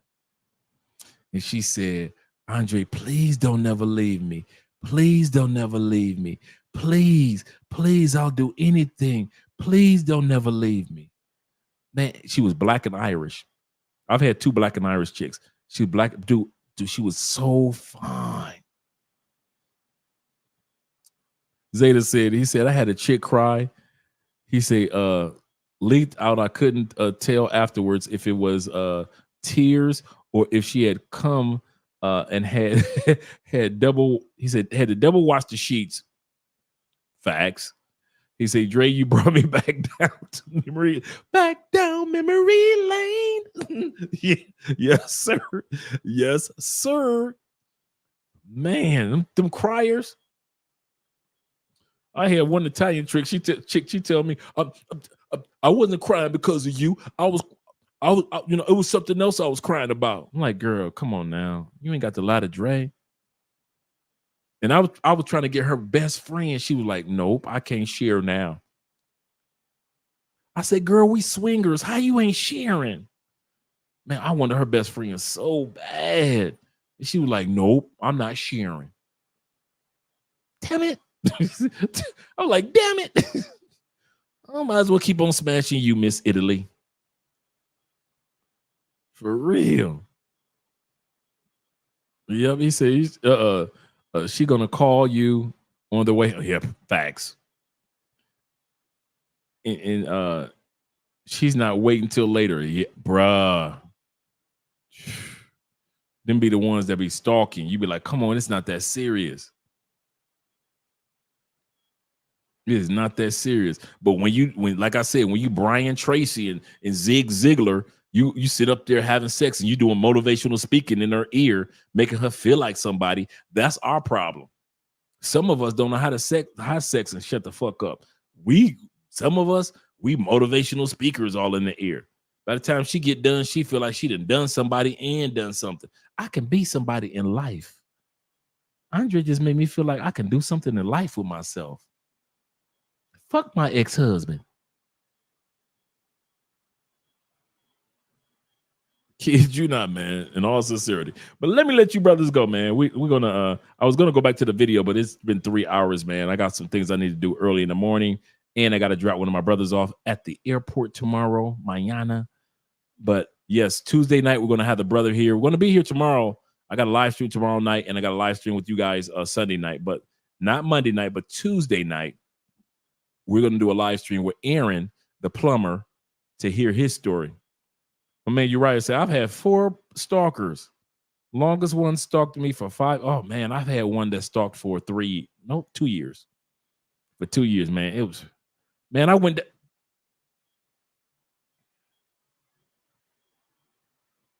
I just remembered this. I literally went down. I must have blocked this out of my mind. I literally had to go downtown and to the police station and fill out a restraining order. 6'3", 240-pound man got to fill out a form or restraining order on a chick.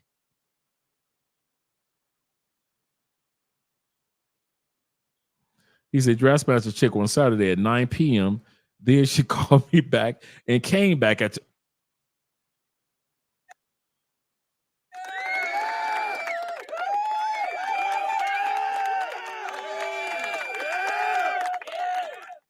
Need he ask at 12 at night for round 2? He said, all because I couldn't shut my mouth. Bruh. You ain't never lied, brother. He said, done that too. He said, yeah, the restraining order. I had to fill out a damn restraining order, bruh. I've had to call the police on females when I was moving out of my own place. I had one female came to my spot when I was moving. Pulled a knife out, big ass knife. Bullshit you not. You know, I'm like, I'm moving. She playing cool. I'm moving. You know, I'm packing stuff up for the movers get ready to come. All of a sudden, I go in my own kitchen. She's standing there with a big ass knife. Now, remember, I remember how my father died. My father died when I was 1 year old with his mistress. My father was a butcher. Guess what? She hit him in the temple with a butcher knife. He was cheating on my mama. They had just got married. My mama pregnant with my little sister. True story. Pregnant with my little sister. He tells my mom, you know, she's about to leave him because all his cheating and everything. She's got her bags packed. He comes home. He's like, I don't want, I want to keep my family. He goes to one of his mistress's houses and tells his mistress, it's over. I'm going to stay with my family. I'm good. And the mistress, he gets into an argument with the mistress in her house. She goes in the kitchen and gets a butcher knife to the temple.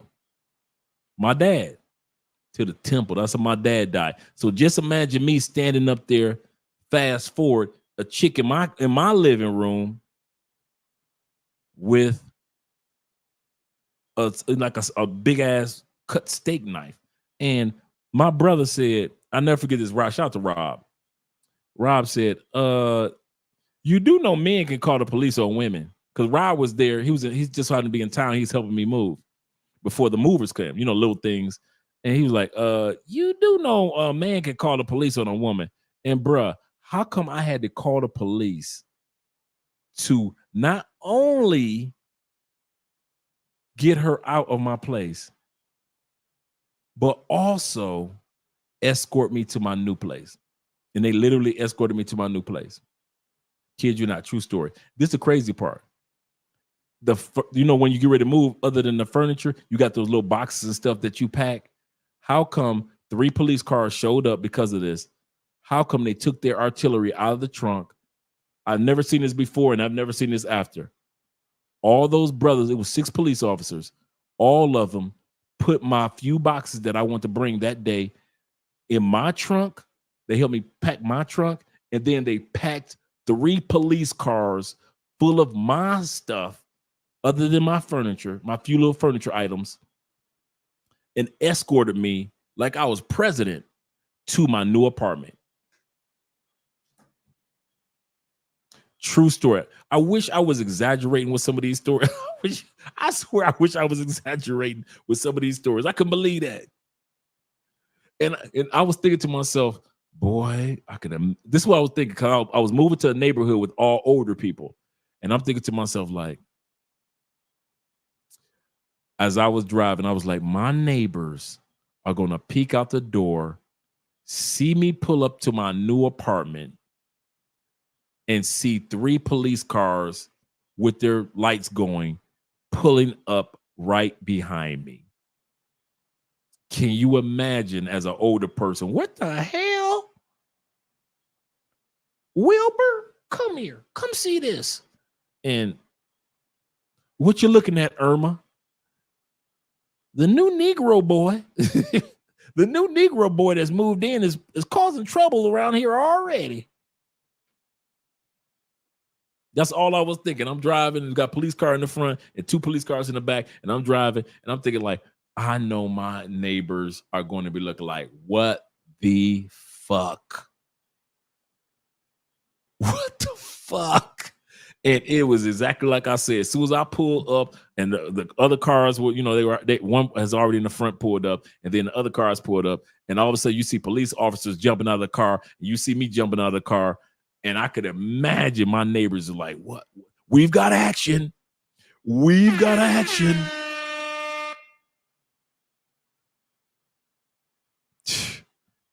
Man, I've had a crazy life, man. And you backtrack it, a lot of it to the ladies. That's why y'all see me at peace with Andrea. That's why y'all see me sit my butt down. Now y'all done heard a lot of the stories, not all, a lot of the stories. That's why y'all see me here in Columbia, sit my butt down. I sit back in that rocking chair in a balcony. I'm chilling. Me and Andrea, we're going through this reading books phase. So we're reading books all the time. Man, I am chilling. I don't want no issues. I don't want no problems. All the ladies, they belong to y'all guys. I'm good. I'm good. I am good. You see them crazy women. Oh, man, y'all got me thinking about something else. And the one who I put a restraining order on one apartment, I didn't even get the restraining order changed to the new apartment. I'm just coming home from a date.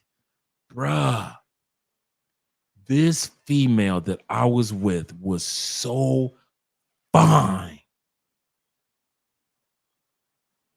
So fine. I'm about to smash. I'm excited, but I'm playing cool. All of a sudden, I hear banging on my front door. It was the one with the knife that the police gave me as the crazy one, not the one with the restraining order. This other crazy one who I hadn't put a restraining order on yet. She's at my new place. How the fuck she know where I live? Did she follow me in the police cars, or how the fuck she know where I live? I'm on a date. I'm about to smash. And you know what happened? This would.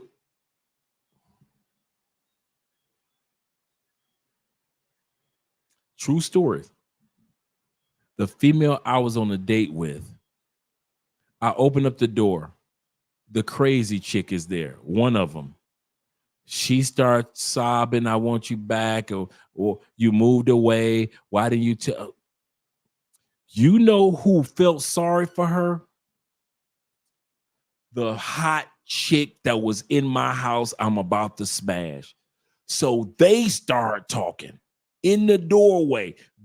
She puts her clothes back on. She's walking outside with the crazy chick. Bruh, I never saw her again in life. After she talked to the crazy chick, she made me look so bad to the hot chick. The hot chick just walked and got bruh, they in my parking lot hugging. Girl, it's gonna be all right. He ain't shit in. This is how the hot chick who just met me is talking about me to the crazy chick. Girl, it's gonna be all right. Men ain't shit, blah, blah, blah. He ain't shit. Fuck you, Andre. You will never get to. I'm just thinking to myself, like, in my mind, I ain't gonna never get that coochie, am I? And she looking at me like, no, you will never get this. Girl, it's gonna be all right. You know, me and Andre, he ain't worth all that, girl. Be you. You are a queen. You are a queen. Get in your car and carry yourself like you a queen, girl. And the hot chick got in her car and the crazy bitch got in her car, and I'm just standing there. What just happened?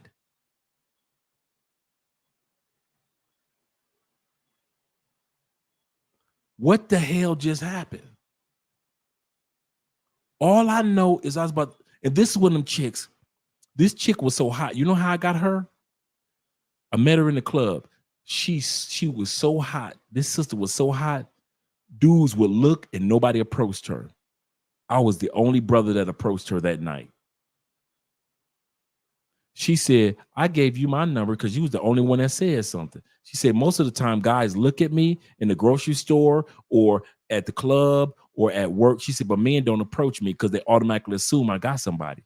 And they automatically assume that I got somebody that's rich. So men don't talk to me. They just look at me.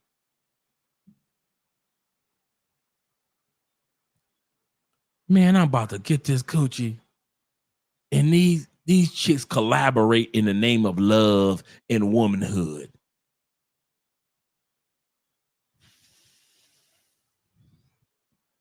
Uriah says, damn.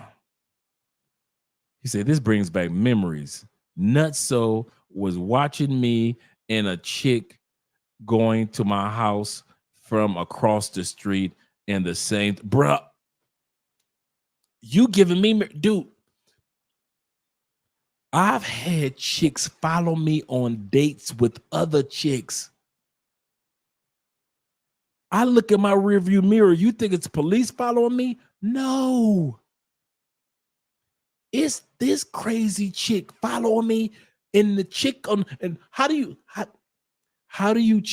tell a chick that you really want to be with and you really like? Yeah, my ex-girlfriend is following us, but it ain't my fault. But my ex-girlfriend is following us. Bruh.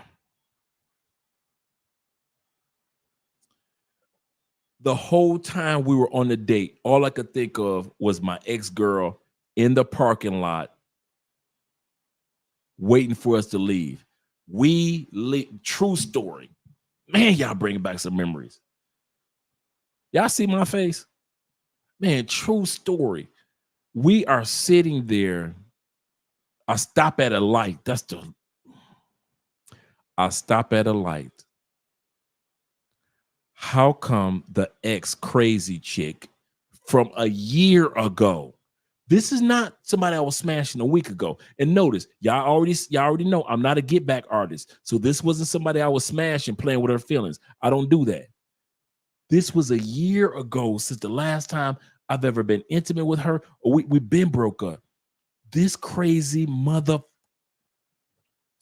leaves her car while we're at a stoplight, comes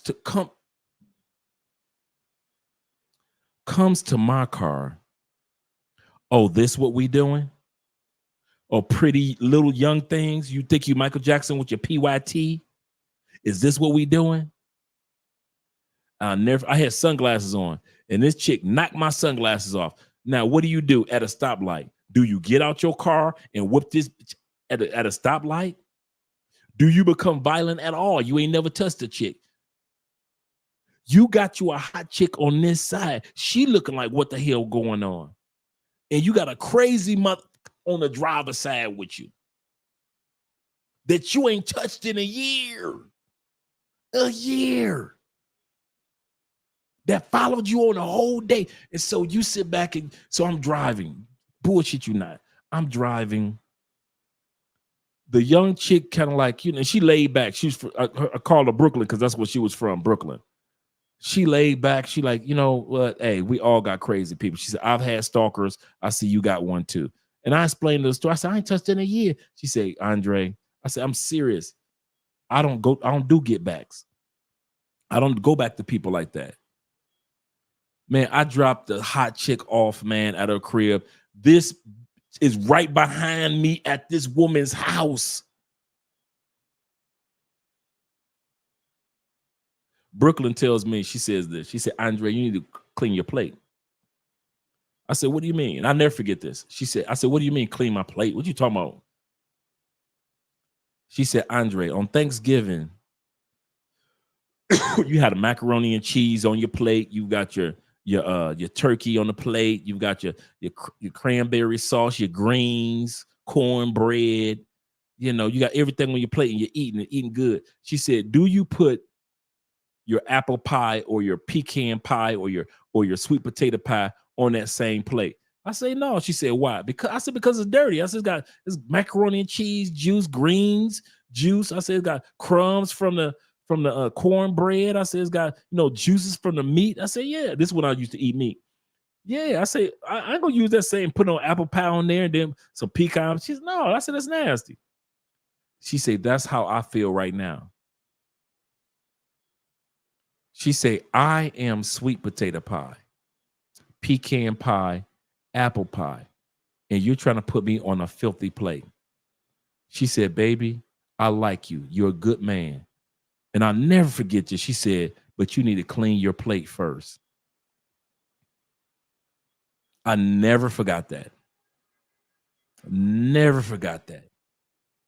You need to clean your plate first. Make sure that this crazy motherfucker is all right before you bring me into your life. And I probably saw Brooklyn maybe 2 more times, and I never got that coochie. Never got that coochie.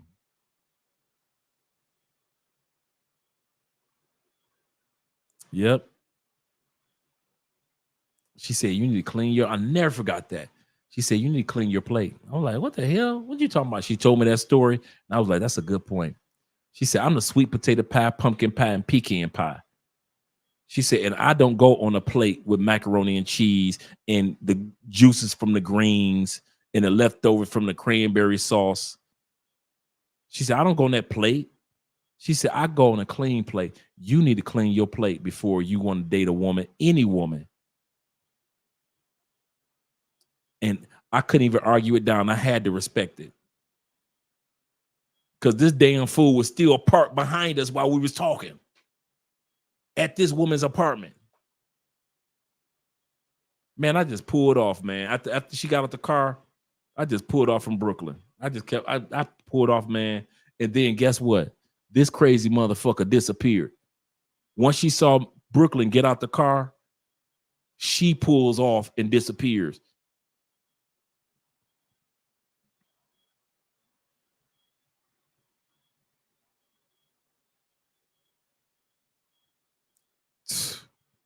Man, let me end this live stream. Y'all got me having too many dang flashbacks of the negative times of life. Goodness gracious. You say, now imagine all that craziness with an STI. Yep. He say, straight up, fellas. Yep.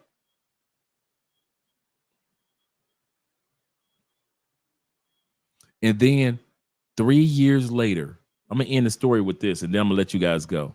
Do you know 3 years later, I hadn't seen this female. I started dating my ex-wife. the crazy stalker popped up from out of nowhere. How come she not only keyed up my car, she keyed up my ex-wife car when we were just on our second date?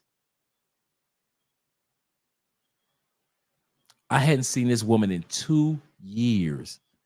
Keyed up my car. I had a Buick something at that time period. Buick Regal, when the Regals were really like excellent. Like Buick Regals was like the one as far as luxury vehicles and business mind people had those Buick Regals. Had a really nice, the nice Buick Regals, not the old school, but the really nice one that came out like in the 2000s, right? Not only keyed up my car, but keyed up my ex-wife's car, and we had only been on our second date. I had to pay for her car and my car repairs. And the only reason she believed that I was not smashing that female because her dad, her stepdad, told her his story of when her mom first started dating him, and the stepdad's ex-girlfriend tried to burn their garage down with the cars in them, and they had just started dating. So the stepdad was like, does Andre seem like he's shout out to the Buick Regals back in the day, the really nice ones, not the old school ones from the 70s, but let me see if I can pull it up what I had. Buick Regals. Let's see. Buick Regals. Yeah, that's what I had. That's it. That's that image. Let me pull this up. Let you guys see what I had. Oh, not that image. But let's pull this image up. For all you guys that never owned a Regal back in the day.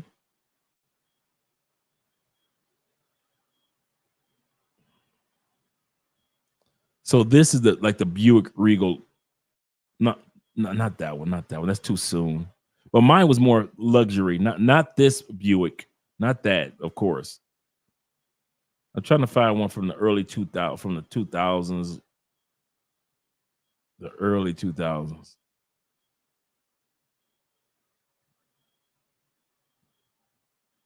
That were really nice, man.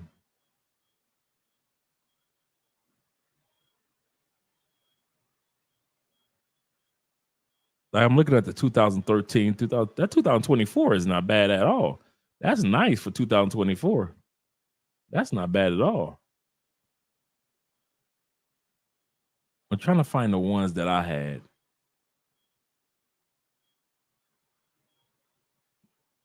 It was like a 2006, 2007, right around that area. But they kind of looked like the 2015s, but they were just as luxury as those. But man, she keyed my car up, man. I only had the car for 3 months. I had to pay for it to be, repaired.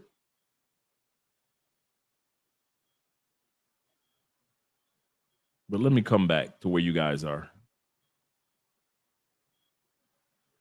Shout out to the Cutlass. Oh yeah, definitely classic. Or the Grand National. Whoa, you guys are putting it out there. Those Grand Nationals were the ones still like that for real, man. But she keep my everything up, man. I had to go once again with another chick. I had to go downtown and follow restraining order. So for all you dudes that got me sad right now, shout out to you. That was the past is past, Andre. Hey, you know I'm gonna feel better once I drop this this outro, this new outro that you guys are about to see. Shout out to you guys for being here. We're gonna be here tomorrow night.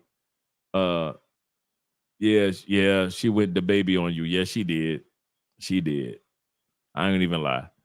But I'll see you guys tomorrow night, and let's get ready with this outro. Oh yeah. Oh yeah.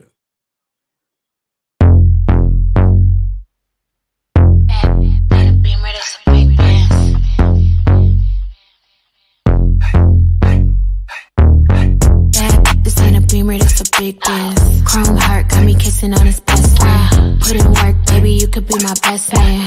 Sending cash to my account, he investing. Dark shades on when I'm off the Migos. He tryna cuff me like a in a Rico. Moving through the like GTA with a cheat code. He claimed that he love me, but before not a freak. I just wanna dance all night. Can't nobody do it just like I. Boy, you got just what I like. Come on, baby, let's kiss, don't fight. What you wanna do? Tell me what you like. What you wanna do? Tell me what you like. What you wanna do? Tell me what you like. Just say the word, baby, I'ma get you right. What you wanna do? Tell me what you like. What you wanna do? Tell me what you like. What you wanna do? Tell me what you like. Ain't gotta say it, I know I'm the one you like. Ooh, damn, tell the DJ turn the beat up. Got a white boy who be singing like a Beatle. Claim she getting bread, but I heard she doing keto. I don't do drugs, I'ma smoke a little weed up. I can't chase a man for no paper.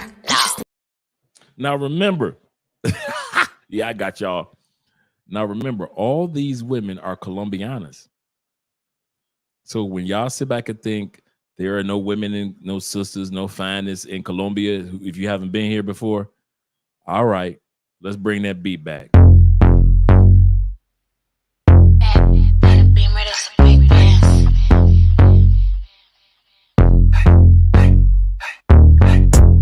This ain't a Beamer, this a big biz. Chrome heart got me kissing on his best friend. Put in work, baby, you could be my best man. Sending cash to my account, he investing. Dark shades on when I'm off the Migos. He tryna cuff me like a in a Rico. Moving through the like GTA with a cheat code. He claimed that he love me, but before not a freak. I just wanna dance all night. Can't nobody do it just like I. Boy, you got just what I like. Come on, baby, let's kiss, don't fight. What you wanna do? Tell me what you like. What you wanna do? Tell me what you like. What you wanna do? Tell me what you like.